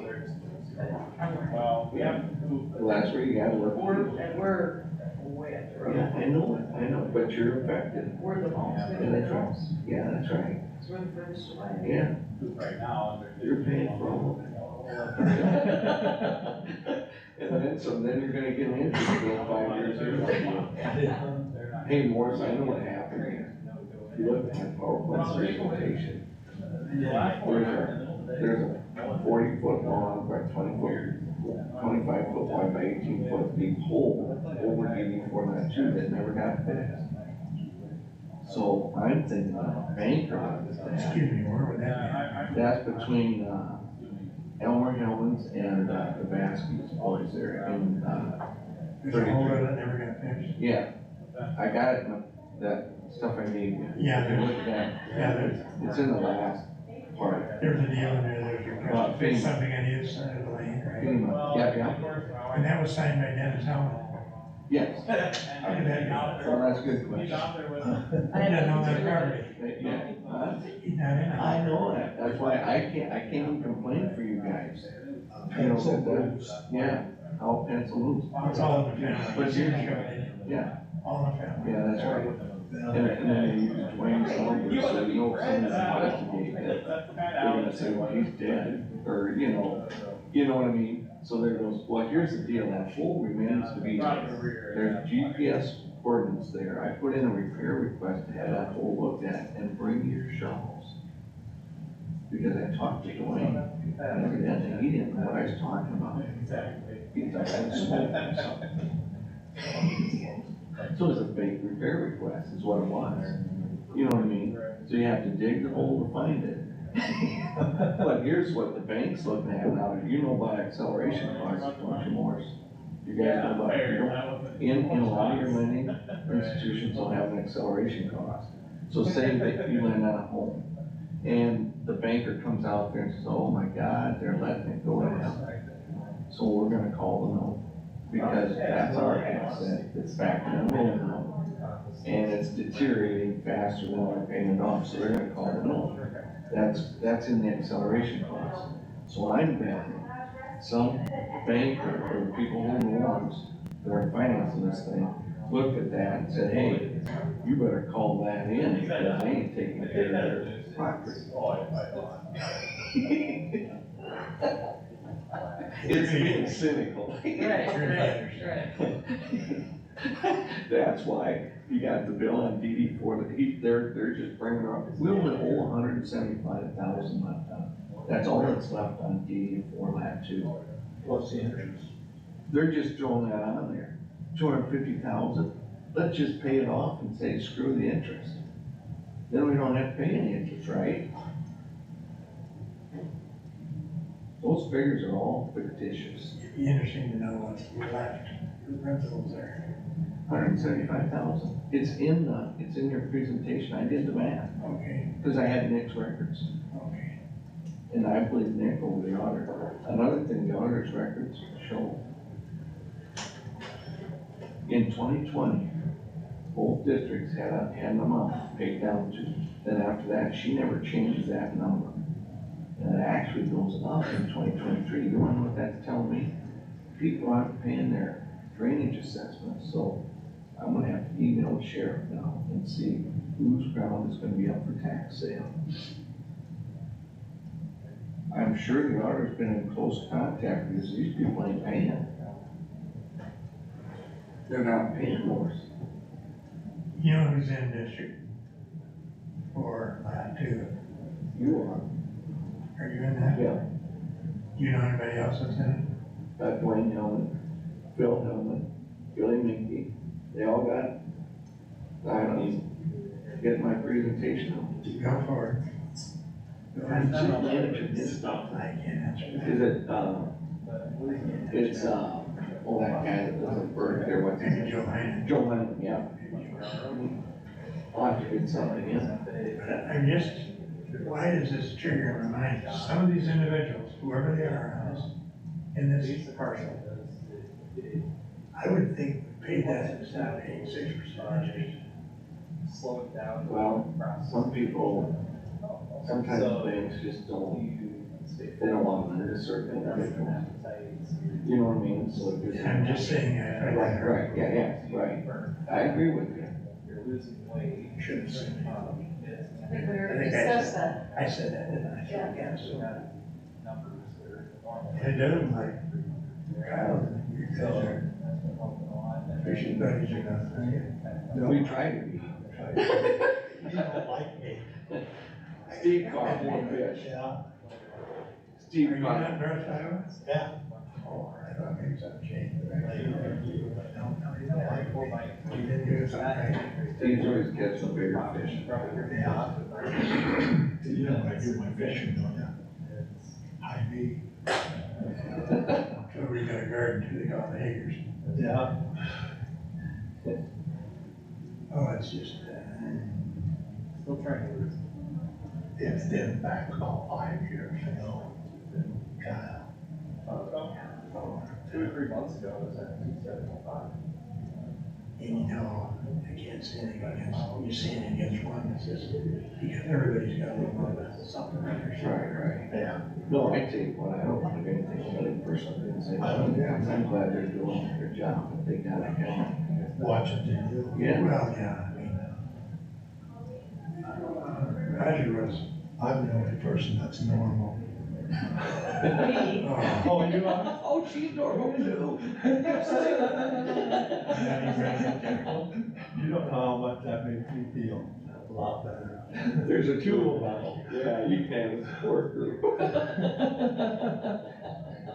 Normal is not high or low, right? It's somewhere in the normal to me. And who set up the normal? Yeah. After talking to the psychologist. To tell you the truth, I'm not really normal. You're your own person, is what you're saying. Yeah, they would have never released me if they didn't think I was all right. And I gotta ask where you were. You back up. You do? Yeah. Well, we got 10 minutes till D-Day. You must not just. You must just get on the line. So, yes. People don't think I can do it. Well, when it was here before, we had to move back. Yeah. I mean, when it all went down. Yeah, but they were trying to replace the whole name that time. Yeah, and they annexed in the city of. Oh, yeah. Get more control. And then after that, it was now she got the engineer. Well, one lady was here She just saying set the farm. that she could. That stayed. Oh, that would be. When I got a call, it was like letters, and I was. Who made that statement? Yeah, it's her pathway, but I'm still, yeah, her pathway 3 years old. So that I would. If you cut our expenses, we gotta cut your job. He's the kind of guy, he should have the nursing home given. I'm out of there. I know. Yeah, I retired 18 months ago. And, okay, It's all right, it's different, it's a different world. Yeah, but you have a lot of fun with the grandkids, I mean. Oh, Geez. yeah, no, it was Yeah. COVID, I mean, I was on the verge of COVID, kind of. Just go, yeah. It was, I had to worry about my own health. I didn't realize it, I thought I had control of my family has. Yeah. You have nothing to worry anymore, you've made it. Yeah. did you have COVID? I never did it. I had it 3 times. Seriously? I had, right, some people got in my arms and had that. I had it twice. A year ago now, I had it again. 2 years ago. I had Were it. you vaccinated? Oh, well, yes. Geez, that didn't do any good, did it? I wouldn't say that. I never got vaccinated, I don't think I've ever had it, I've been around people in cars. with I had people that severe. The first time I was worried about it. Yeah, I wasn't very good. I want to take the hospital and say, like, give it one more day, give it one more day. Yeah, Let's- that sounds like an Elsbecker. It'll be all right. Right. It'll be all right. And it was, Steve proved you. We're still gonna be glad you weren't right. I was pushing on Sandy, kind of hard. Well, there's some 4 or 5 days there, I don't remember. That's good, cause that could have been, Well, whatever. That was God's way of doing it. Yeah, So you don't remember it. That's all right. Okay. Yeah, we're good. That's what I say about a lot of things. You go to a lot of meetings, yeah. You learn anything, yeah. What'd you learn? I forgot. that's about right. Yeah. What's their name? Frank, so Ryan and John. Yeah, that could have been, What does he do? even now, the more I speak, I lost my voice, and I was still getting that. I think down by, Well, I lose it right now because of the allergies. I'm allergic to ragweed, and I live in the middle of that. For all practical purposes, so I just fall with it and stuff. what does he do? But I'm doing my He's stuff. got a. Sure. Oh. It'll be all right. You know, I'm good, they've got 3 kids that are almost. I'll be all right. This, The headaches. is that the road here? After the first day, the headaches were. Yep. Severe headache. We would take I get it back day.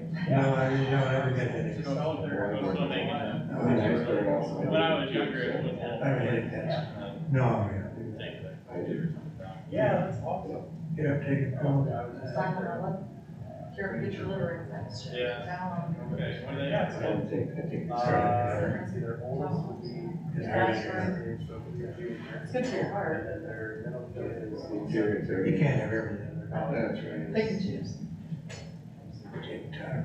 I get it when you're looking for the next 4 hours, so you can take 2 more, those are bad days.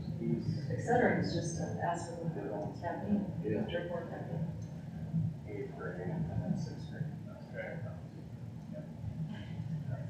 Yeah, All kinds of drugs. my dad.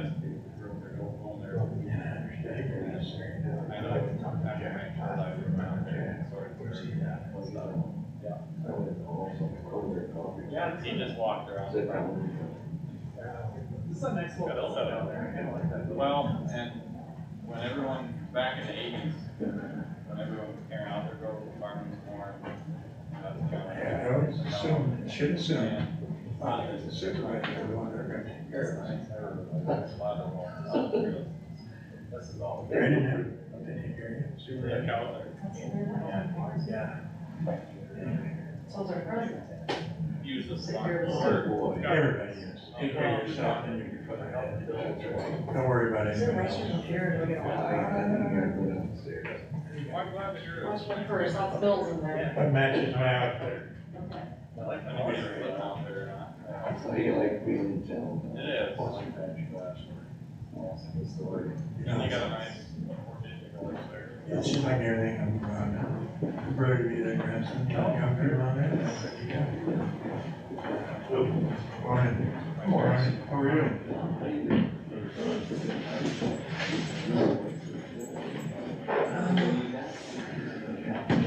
No, I would have been reasonable, like.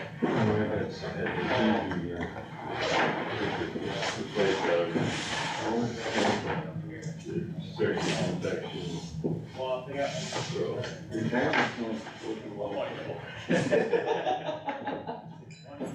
So she's down now for a couple more weeks, wait on it.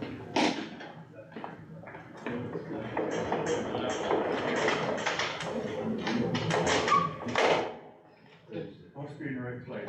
I think so.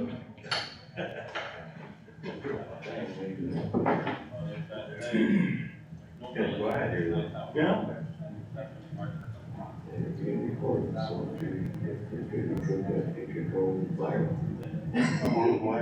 We can watch it. Yeah. Calm before the storm.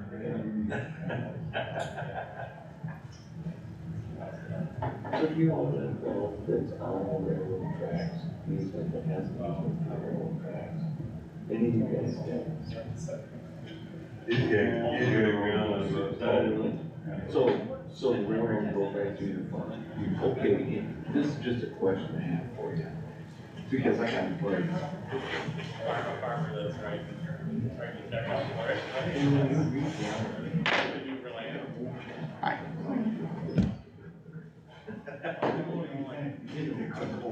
But here's the deal.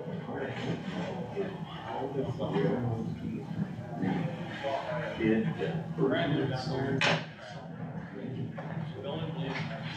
you know what I'm saying? Because that's what ITC did.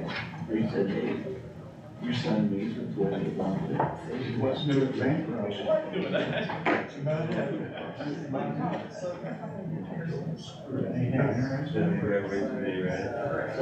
So is it, you know, have you ever read? No. Me too. Is it hard to find it? Trying to get some rain. You can try to do that. Oh, we're all there. Okay, you go ahead. There you go. I'm curious, you know, how did these guys figure it out? Exactly. Well, I don't know why it was over east here, and then I asked, what was the sign on? And they said, oh, that's right under Mars, and they got .8 south there. Just, the fixing on the right of way. They moved it.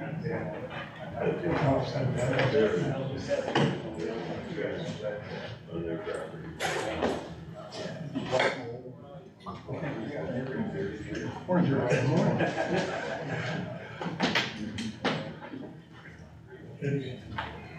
can't help here about the problem.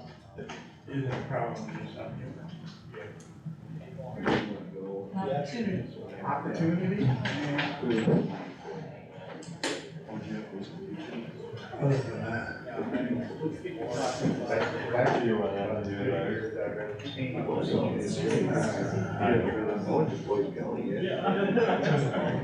Drive down the back road.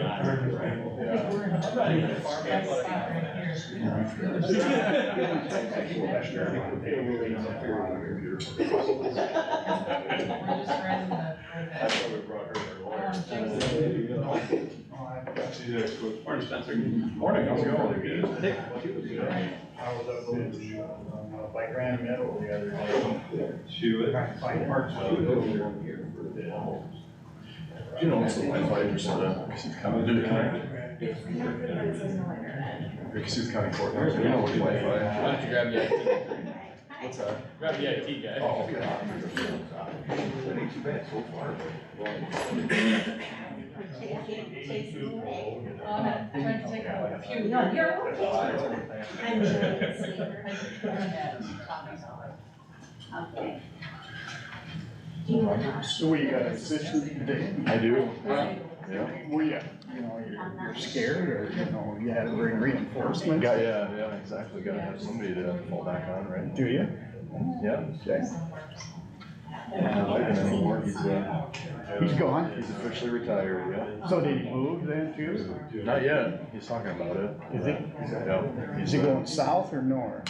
Well, I don't know. He's got kids in the Twin Cities. I think he kinda wants to go closer there, but I don't think he wants to live in that. I wouldn't wanna live there, so. Yeah. So he talked about, I don't know, maybe Ames or Clear Lake or, I don't know yet for sure. He's got a lot of ideas. Yeah. Well, he's young yet. Yeah, he's got time to figure it out. That's what he said. He was gonna retire and take a couple months to figure it out before he did anything. So you're officially the chief now? I guess so, yeah. Well, we get to yell at you now? That's right, yep. I don't get to plug in wireless. Was that what you did? Yeah, just. Okay. Bryce. Oh, for sure. Okay. Keep right on. Yep, that needs to be right. And now this guy. Ours behind. And you are? Jareen. Okay. Speaker. Okay. Start your name. And- Landowner about that, right? Yeah. Okay. Yeah. Very good. And when I went farms. Okay. Okay, perfect. Thank you. Yep, you're welcome. Thanks for seeing. Yeah. Thanks, Derek. We need. Yeah, we really do need that, yeah. Yeah, that's good. I was the one who looked at the order. The drone flight is just. Oh, I see. This one, the big thing will be we want to get from the outlet of the railroad, I don't know. There's no good. What the big trucks? Where did you work? Okay. Yeah, you can go back. Good one. Yeah, check it. I'm gonna go get.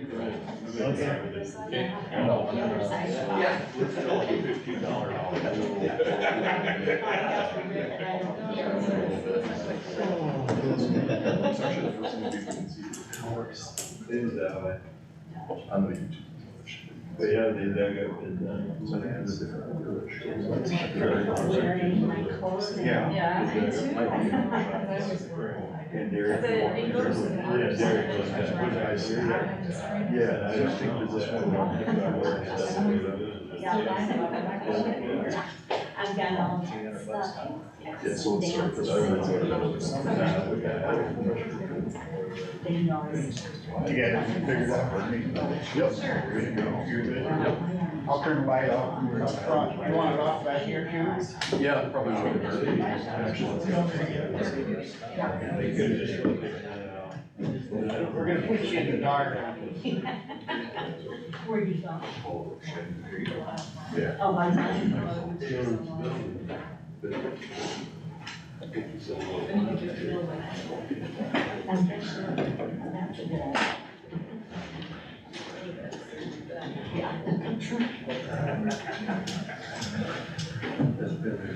Spencer, how's it going today? Good, how are you guys?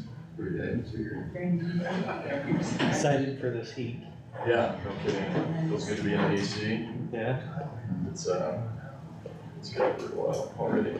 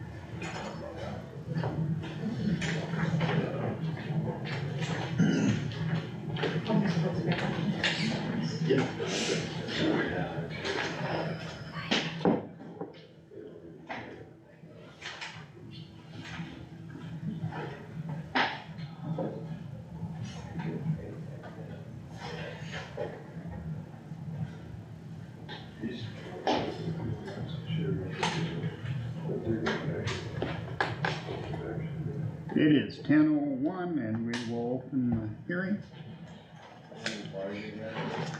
Oh, Marge didn't come in with you? She's coming. You wanna wait for Marge or do you want a motion now? She's here. Yeah, we can have a motion to open the I'll public make a hearing. motion to open the public hearing. Do I have a second, Carter? I have a motion and a second on the floor. Any discussion? Seeing none, do a roll call vote, please. Plath, Yes. Nat, Yes. Wactor, Yes. Stecker, Yes. Jerks. Yes. We are up to discussion and presentation. Marge, you have anything before we start? Otherwise, we'll turn it over to the engineer.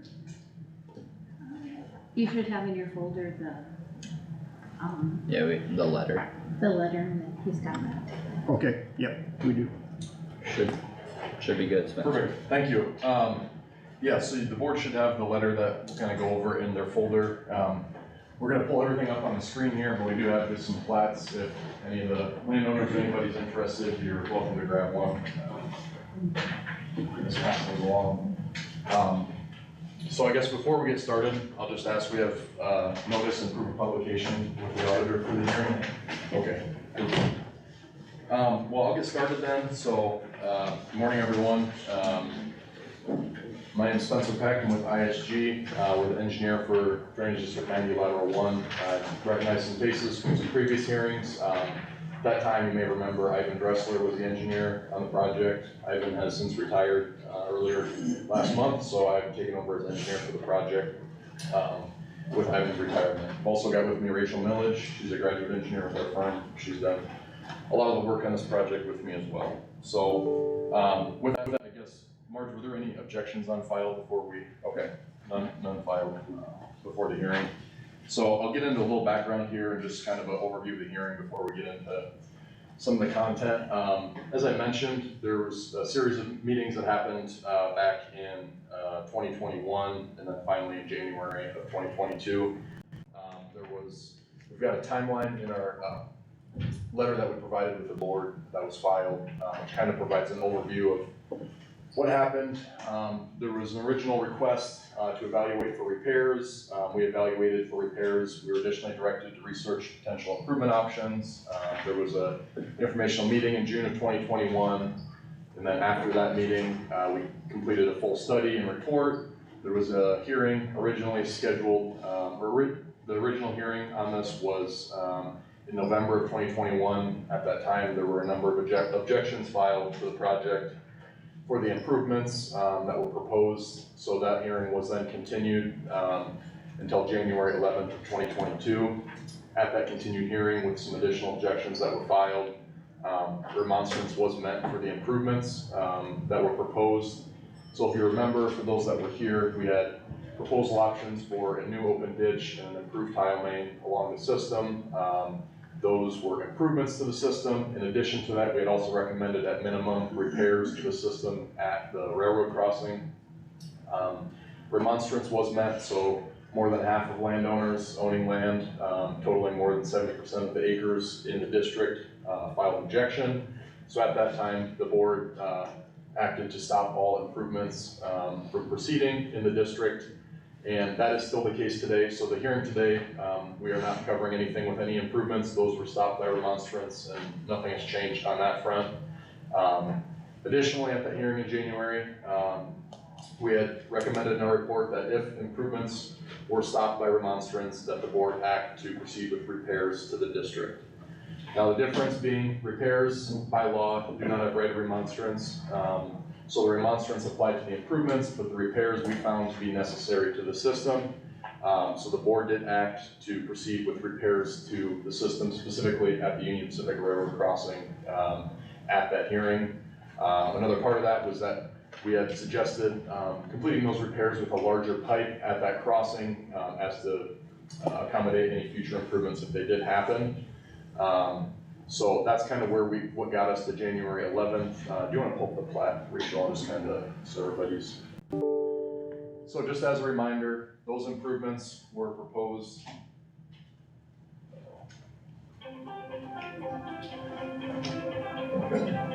Quite the time for my battery to die. That's all right. If you just want to show on your mouse there, the improvements were proposed along the entire length of the facility, starting at the outlet south of Lakota, all the way along that facility, past Highway 9, and then past Highway 169, all the way up to the north. That was the improvements that were stopped, but the repairs that we recommended were at the Union Pacific Railroad crossing, if you just want to kind of show where that's at, right there, just northeast of Lakota. So those were the repairs that the board had acted to proceed with at that time. So that's a little bit of background on the district and the previous meetings and hearings we had. I think what I'll do next is talk a little bit about what got us to where we are today. So if you want to pull up the memo on the last page there. A little bit of history for everyone here. You may remember us talking about this at the previous hearings. Historically, in Iowa, by code in the drainage law, anytime a drainage district crossed in a railroad, it was the responsibility of the railroad to pay for any of that work to cross their right of way. That was the precedent for a long time until about 2013. It was actually a project that Ivan, the previous engineer, worked on at that time. The railroad took it to the Iowa Supreme Court and essentially found what I've been told was kind of a loophole in the law that said that anywhere a tile crossed a railroad, it was not their responsibility to pay for it. And the Supreme Court at that time did side with the railroad to say that if a tile crosses the railroad right away, it's not the railroad's responsibility to pay for it because of essentially a loophole in the law. So that was the precedent that was set in 2013 by the Iowa Supreme Court, and that's what we were working under at our previous hearings when we talked about how there's these repairs necessary across the Union Pacific Railroad right away. And unfortunately, the cost of those repairs was going to be the responsibility of the landowners of the district. I don't think any of us thought that was right, but that was the legal precedent that was set at that time by the Supreme Court ruling in 2013. So since then, we've had a change. Here's a memo that the Iowa Drainage District Association put out to all their membership back in June of 2023. We do have copies of this as well if you'd like one. But on June 1st, Governor Reynolds signed, I'll just read it. Governor Reynolds signed House File 714. This is a huge victory for drainage interests. For decades, when a railroad crossing intersected with a drainage district infrastructure, it was the financial responsibility of the railroad to take care of it. So in that natural course of drainage, bridges, culverts, and tile lines were the railroad's responsibility. That changed in 2013 with an Iowa Supreme Court decision that came out of Hardin County. The court's decision limited the language to culverts and bridges, thus excluding tile lines. The impact of this was that many costs which had previously been the responsibility of the railroad were now passed on to the landowners of the district. House File 714 clarifies and inserts into law that chapter 468.3, the definition section of the Iowa Drainage Code, that culvert includes drain, tile, or tile line. This will shift the situation back to the way it was for many years prior to the Hardin County decision. The legislation will take effect on July 1 of 2023. And then it talks about the Senator Annette Sweeney from Hardin County who led the charge on the amendment. So essentially what happened is House File 714 was passed and did go into effect in July 1, which in simplest terms closed the loophole in the drainage code that allowed the railroad to not pay for their costs at the crossings. And that's the opinion of the Drainage District Association. I spoke with Doug Struck, who's the legal counsel for Drainage District Association. That's his opinion as well, is that this does close that loophole and should shift those costs back onto the railroad rather than the landowners of the district. So obviously for a situation like Drainage District 90, this is great news because we were working under the assumption that it was going to have to be the landowners paying for these costs, but with the change in law, we believe that not to be the case anymore. So those changes, amongst a couple other things, are kind of what brought us back to hearing together today to talk about this. With that, before I kind of get into what some of our recommendations are and some of the other things that are happening in the district, I'll check to see if there's any questions from landowners on a little bit of that background that I've covered so far. Or the board, I guess I should say as well.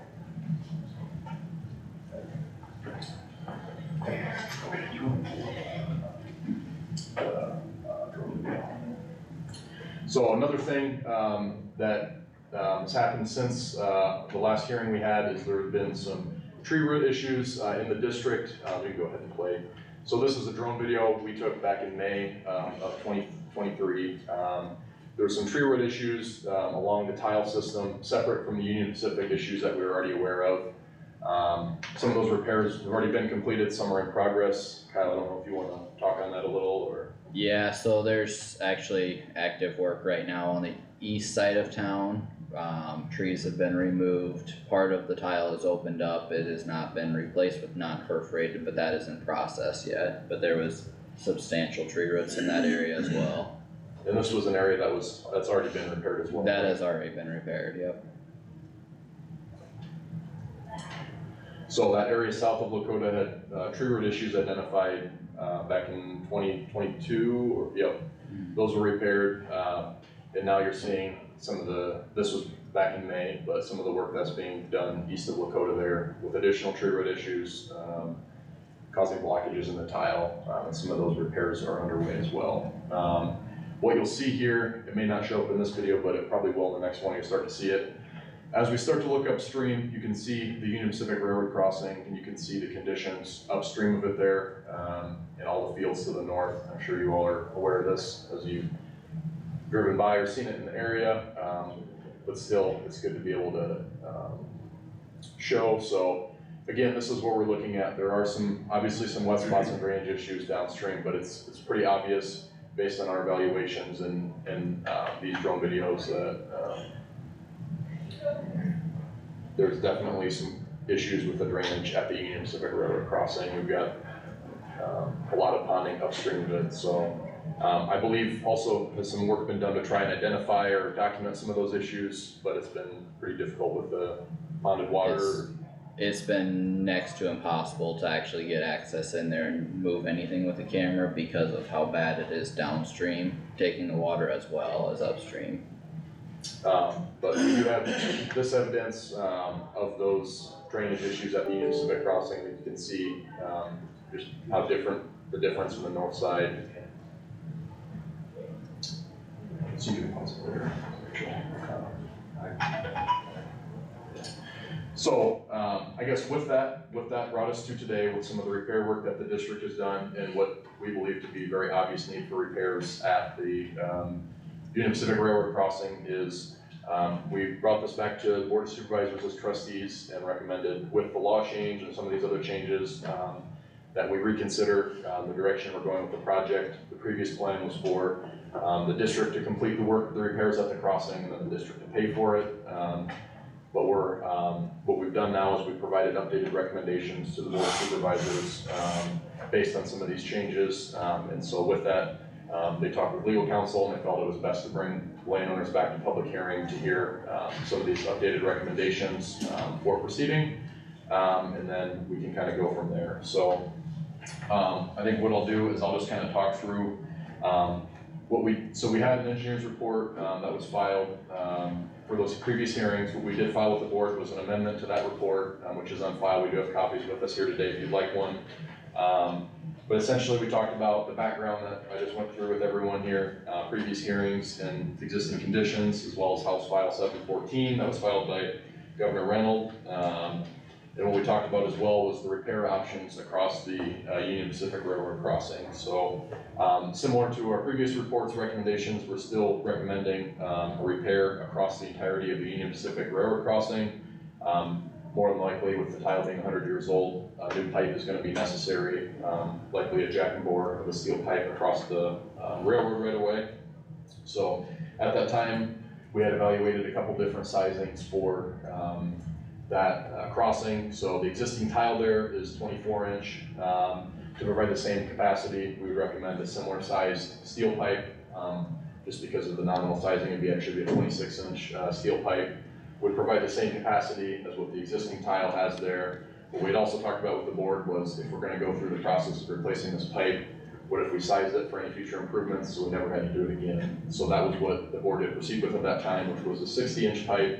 That's a larger pipe that would accommodate current drainage conditions as well as any potential future drainage improvements. So what we have in this report is two very similar options for improvement in terms of the actual work that's being done.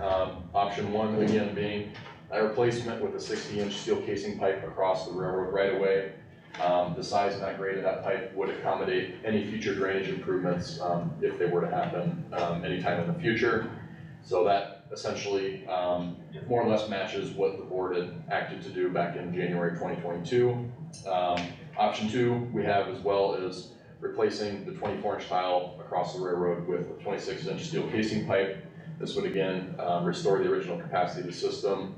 And then under that option, any future improvements would require an additional pipe to be installed for additional capacity through the railroad right away. So if we want to go through the two cost estimates here, we did provide two estimates of costs. Important to point out, these are the construction costs are the top item there. Those are construction costs that we are anticipating would be borne by Union Pacific Railroad. However, depending on the project, they may say that they would only pay for the steel pipe within their right of way. So if we had to install some plastic pipe outside of their right of way to connect to your tile, there could be some costs involved with that. But the lion's share of the cost is the cost of installing the steel casing pipe. That's probably about 85 to 90% of those costs on there. And we're expecting those to be costs that would be borne by the Union Pacific Railroad across their right of way. Some of the other costs we have in there, these are going to be similar, same costs that were projected in the original report for some of the administration costs and then previous reports, hearings, and work that was done, as well as there would potentially be some construction, staking, inspection, administration needed with the work as it was done. There's also likely to be some costs with permitting with the railroad and legal to get them to do the work.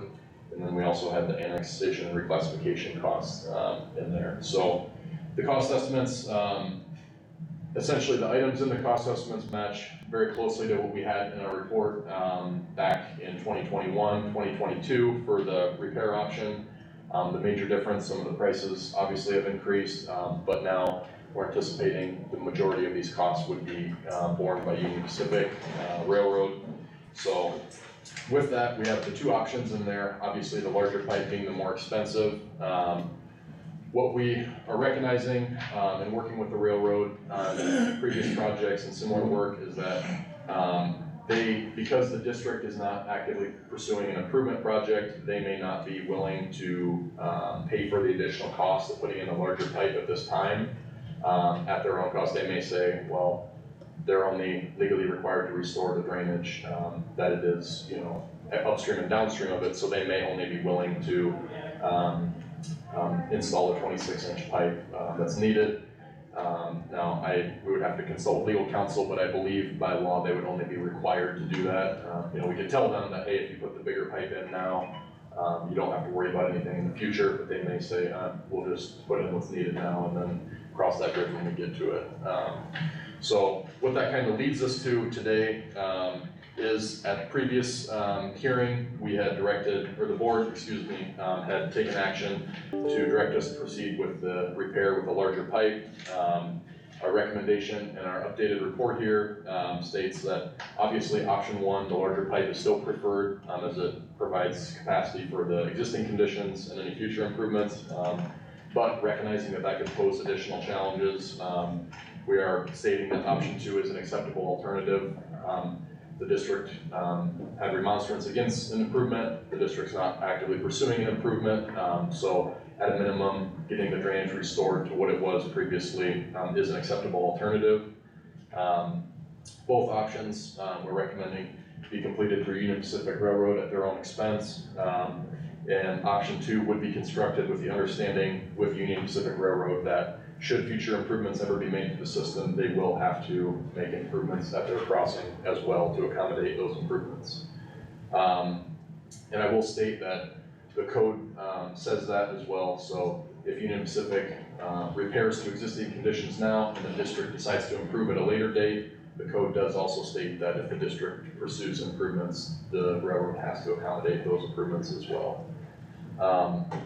So what we had recommended with the board is that they hold this public hearing to update you all on the status of the project, consider the aforementioned improvement options, and then provide notice to Union Pacific to complete the repairs at their own cost, and begin the process of permitting with them. So I think before we cover anything else, I just want to talk a little bit about Union Pacific Railroad permitting. We had previously been in contact with Union Pacific back in 2022 after the hearing. Obviously at that time we were thinking that the district would pay for the project. So we had begun the permitting process with them through their permitting agents, and we had actually received a draft permit agreement from them, but that permit agreement was written such that the drainage district will pay for all costs, the drainage district will do the work, the drainage district will all pay for all future costs. It was written very favorably on their behalf, basically to say that they would allow the drainage district to construct across their right of way, but it would be all at the drainage district cost. So with the change in the laws, I would say that is definitely not a favorable document that the drainage district would want to proceed with. So what the code basically states for permitting with the railroad is that should the board act to approve any of these repair options across the railroad, their first step would be to provide an official notice to the railroad that they have acted to proceed with these repair options, and that the railroad is to complete those repair options across the right of way. Now what if the railroad refuses? They're obviously not gonna gladly go out there and spend a bunch of money to do this without at least looking into it a little bit. It is possible that the railroad could refuse to do these improvements or these repairs and say, we're not gonna do it. The code does allow then for the district to do those repairs themselves. So the board would then basically have an engineer provide plans and specifications, would have a contractor do the repairs across the railroad at the district's costs, and then the district would be able to basically come after the railroad for those costs. That's not a favorable option, obviously. Ideally, we're wanting the railroad to do this work, it's their responsibility. If you go down the road of the district doing the work and then trying to get the railroad to pay for it, you're in, I think most of the previous experiences, you're going to court to try and get that money out of them. So with that, I guess, in our experience working with the railroad permitting, especially if we're trying to get them to do the work, there's going to have to be some legal counsel involved as well. We can provide the notice and the plans and specifications, what's required for the crossing, but in terms of taking any potential legal action to get the railroad to do the work, there would need to be some legal counsel involved with that as well. So we do have open communication with the railroad. I'm actually working on a very similar situation in a different county right now. So we have a project open with them because of our previous permitting work. But kind of one of those first steps is providing notice to them that they're to do the work. The board took any action that they would take today and then begin that communication process to try and get them to do the work. So that's kind of what it looks like. To give a timeline for this, anytime you're working with the railroad, it's not gonna be a fast or easy process. The short answer is it really depends. To say that if we started permitting work with them now, could we get them to do something in 2024? I would say it's possible, but it really just depends on how many permitting and legal roadblocks you run into with the railroad when doing that process. So I guess what I'll just close with here before I open it up is that our updated recommendation to the board includes a couple of different motions, but the gist of it would be that we'd be recommending the board rescind the previous motion for repair and approve one or both of the repair options that we've put in our amended report, and then direct public notice to be given to the railroad for them to do the repairs. So, and I've got motions written out I can read out here, but I just wanted to let the landowners know what our recommendations to the board are. So with that, I'll open it up for any questions from the board or landowners on what we've covered. We were talking about this happening in another county with the railroad. How is that proceeding, or hasn't it been going long enough? So that one, that's in Monona County. That one's a little different. It was actually, those were culverts. So even before the law change, we were expecting the railroad to pay for it then because the loophole didn't apply to culverts. We've had contact with them. We've talked to them quite a bit about it. They've said there's, we show them evidence similar to what I just showed in the drone video of the wet conditions, and they don't argue that something needs to be done, but it comes down to the money. They don't think they should pay for it. We're kind of at a point, we provided final notice to them to respond this month with them, and with that, in that situation, we're considering taking legal action because they have basically been non-responsive. So the code does say, I believe, that the board would provide official written notice to the railroad, and then I think they have a certain time frame to either respond or commit to doing repairs, and then after that is when we would then pursue any potential legal action against the railroad. So you've never had a project where they've actually paid their? We have, yeah. Oh, you've had? Yeah, those were a few years prior. I know previous engineer, my boss Ivan, that was here before, he's gone through this before. From his experience that he's told me is that it is a long process, but you can get it done. Yeah, they've gotten it done before. And the code they felt strong before. The railroad obviously found the loophole. You speak with, like I mentioned, some of the legal counsels I've talked to, they feel that the law change has really strengthened the code and closed that loophole. So they feel that the code is very strong in terms of being able to make the railroad do the work after the change. So.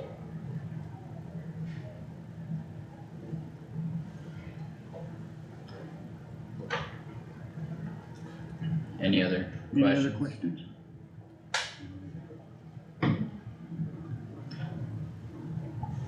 If not, I'd entertain a motion to close the public hearing. I'd move to close the public hearing. Need a second, Jack? Do a roll call vote, please. Plath? Yes. Nath? Yep. Wactor? Yes. Stecker? Yes. Jerks? Yes. We'll let the record show that no decision was made in closed session. Or Not excellent. public hearing, sorry, getting used to too many different sessions. You have motions written out? Yeah, I'll just read them out here, and I can always give my paper over to Marge if she wants to copy them down. The first thing I would recommend the board does is consider rescinding the previous motion from January 11th, 2022 to repair under the railroad with a 60-inch pipe. I would make the motion to rescind the previous action from January 11th. You got that down? I'll second his motion. Does everyone understand the motion? Any discussion? Seeing none, all those in favor of the motion say aye. Aye. Opposed? Motion carried unanimous. So my other recommendation, again, we talked about repair option one is the larger pipe. I think that's the ideal situation, but recognizing that that may not be possible with the railroad. I'd recommend the board approve repair option one as presented in the amended report, with repair option two as an acceptable alternative, repair option one. And then, do you want incorporate with that direction for you guys to send notice to the railroad? Yeah, if you wanna put it in one motion, and then I would also, with that, direct ISG and legal counsel to prepare written notice to Union Pacific, regarding the repairs.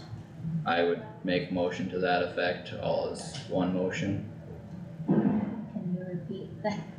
To do Spencer. option one and Yeah, two, yep. So, And Review option two as a, alternative, as an acceptable alternative and direct, yeah. Do you wanna just give her your paper? yeah, Unless you have anything else. and direct ISG and legal counsel to prepare written notice.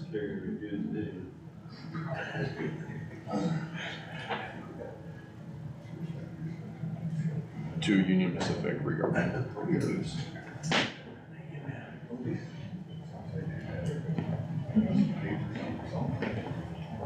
We have a motion and a second, correct? I made the motion. Okay, we need a second. I'll make second. I'll make it second. John. Now I have a motion and a second on the floor, any discussion? Seeing none, all those in favor of the motion, please say aye. Aye. Opposed, motion carried unanimous. Last thing I had in my list, I guess, for legal counsel, does the board want to take action to appoint a legal counsel for us to work with, or just give us direction, or? I would recommend, we can draft the notice to the railroad, but I'd recommend legal counsel review of it. We typically use Hudson, and then if anything else is needed, Bob Goodwin. Okay. Start with Jim Hudson then, and then, yeah. Do you wanna make that a motion or not? Do you need it specifically? I just need direction from the board, that's up to you, if you don't, yeah. I don't know, it needs to be a motion That's necessarily. standard Yeah. business, so. Yeah, we're good, That's fine. if you're good. Yep, we're good. yep. Yeah. Okay, we'll work on getting a notice together, and then after it's completed, we'll probably get it back to the board for signing before we deliberate. Go I ahead. just have a question, who pays for the legal counsel? Yeah, as far as I'm aware, going after any sort of legal fees to the railroad, if, the only, I guess, stipulation would be if you had to go to court over the costs of the work. So if the district had to, pay for the project and then go to court over the cost of the project to get Union Pacific to cover it, I believe, I'll have to check on that for sure, but I believe the code was changed to say that the legal costs of that would go back to, the railroad. But like in terms of legal counsel review of notices and things like that, that would be the district's District responsibility. expense.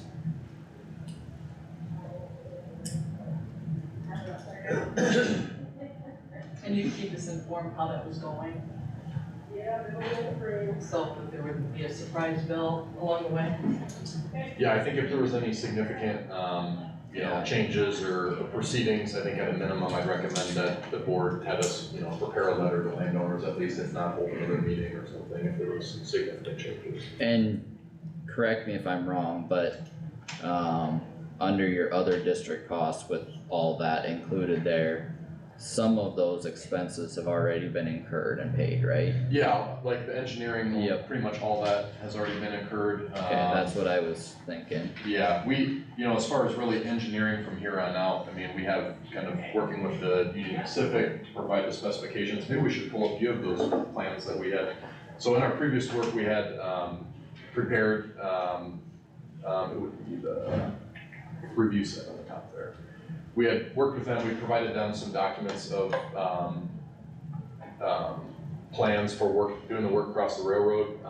These we still have and we'll be able to provide them. If you wanna scroll down to the crossing sheet there, so next one, I think, maybe, next one after that.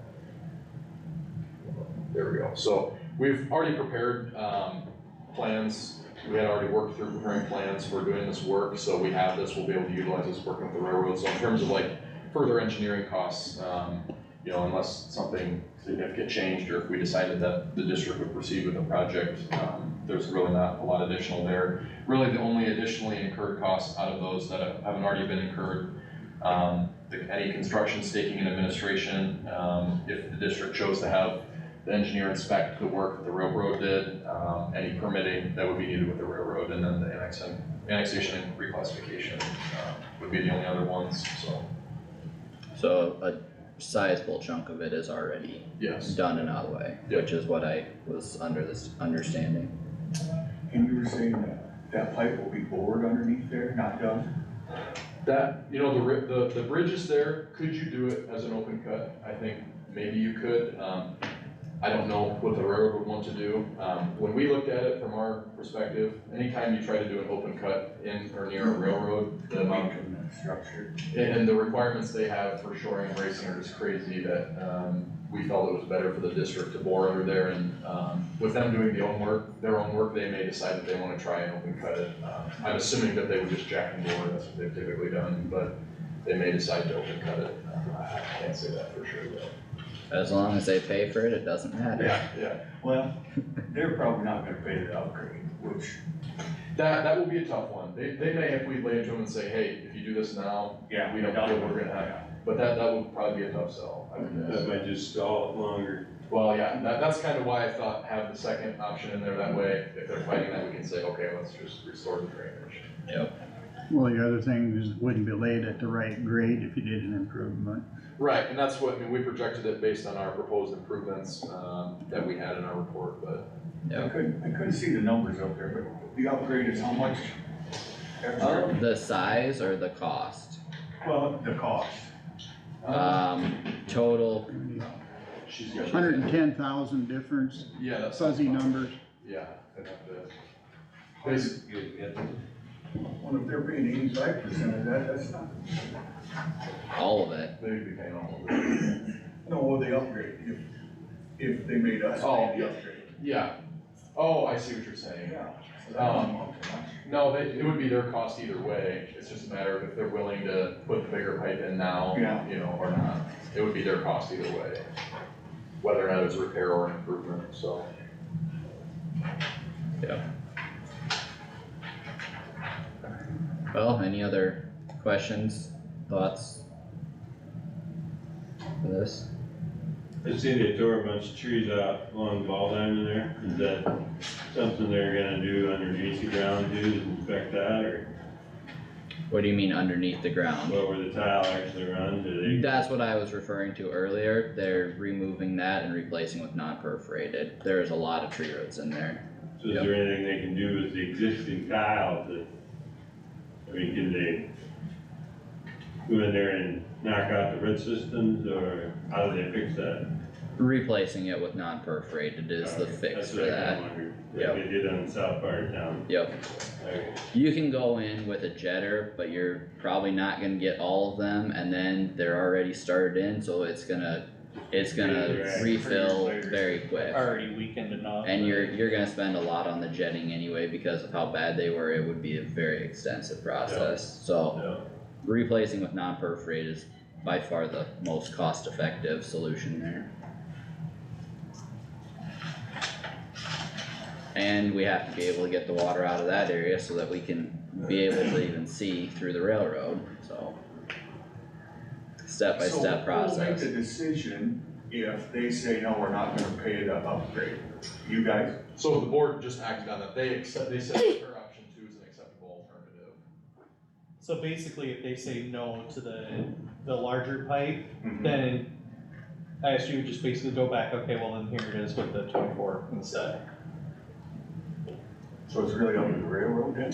Well, the district, we're definitely gonna act to try and get the larger pipe in there, but understanding that, you know, we can check with legal counsel, but as far as I'm aware, by law, they wouldn't be required to put a bigger pipe in because there's not a bigger pipe upstream or downstream. So yes, it really is, because it's the convenience aspect for them of, hey, put the bigger pipe in now, we don't have to go through this again in the future. But I mean, if they don't want to, could we still do it and pay for it? Pay for the difference between. I wouldn't recommend that, because if you do, hypothetically, if you do an improvement project 5 years from now, they'll still have to pay all the costs for that as well. So it wouldn't be an advantage to the district to pay for part of costs that the railroad's responsible for anyway. Well, and it wouldn't be on grade, Yeah, it cause would, you'd probably run the new pipe deeper, I would assume. That was part of the reason for the 60-inch pipe to get down far enough. But, Yep. yeah, I would not recommend the district pays for, or offers to pay for any portion of this work across the right of way. you would Well, spend money. The comment, put it back the way it was. It's been horrible for years. We had a couple hearings on that, and the, members of the drainage district filed enough objections to say that they didn't wanna change that with an improvement, so that's kinda where that sits. I probably generally agree with you, but, the repair, or the improvements were stopped by remonstrance, so. So actually, the big pipe, would it help? It wouldn't hurt, but it. The big wouldn't do big much. pipe, you would still be, in essence, you'd be restricted on both sides of the railroad track, it would just be a big holding tank in the middle. And then it would be there for if in the future you, Yeah. Yep, Well, the only thing to do is fill up with mud. well, you'd have to clean it out, yeah. so that'd be another expense, the maintenance. But, yeah. For all the factors at play, I wouldn't recommend having the district pay any portion of that for the railroad's costs. We will have the administration and stuff for district expense, but I wouldn't pay anything for a bigger pipe.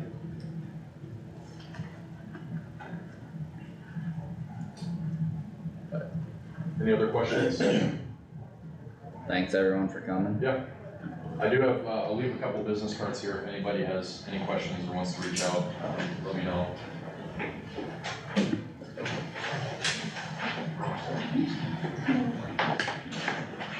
That's all we got. Any other questions on drainage? Does anybody wanna make the favorite motion? I'll make a motion to adjourn. I think Jack got it out first. I'll second that. I have a motion and a second on the floor to adjourn. Aye. All those in favor say aye. Aye. Opposed, motion carried, we're adjourned.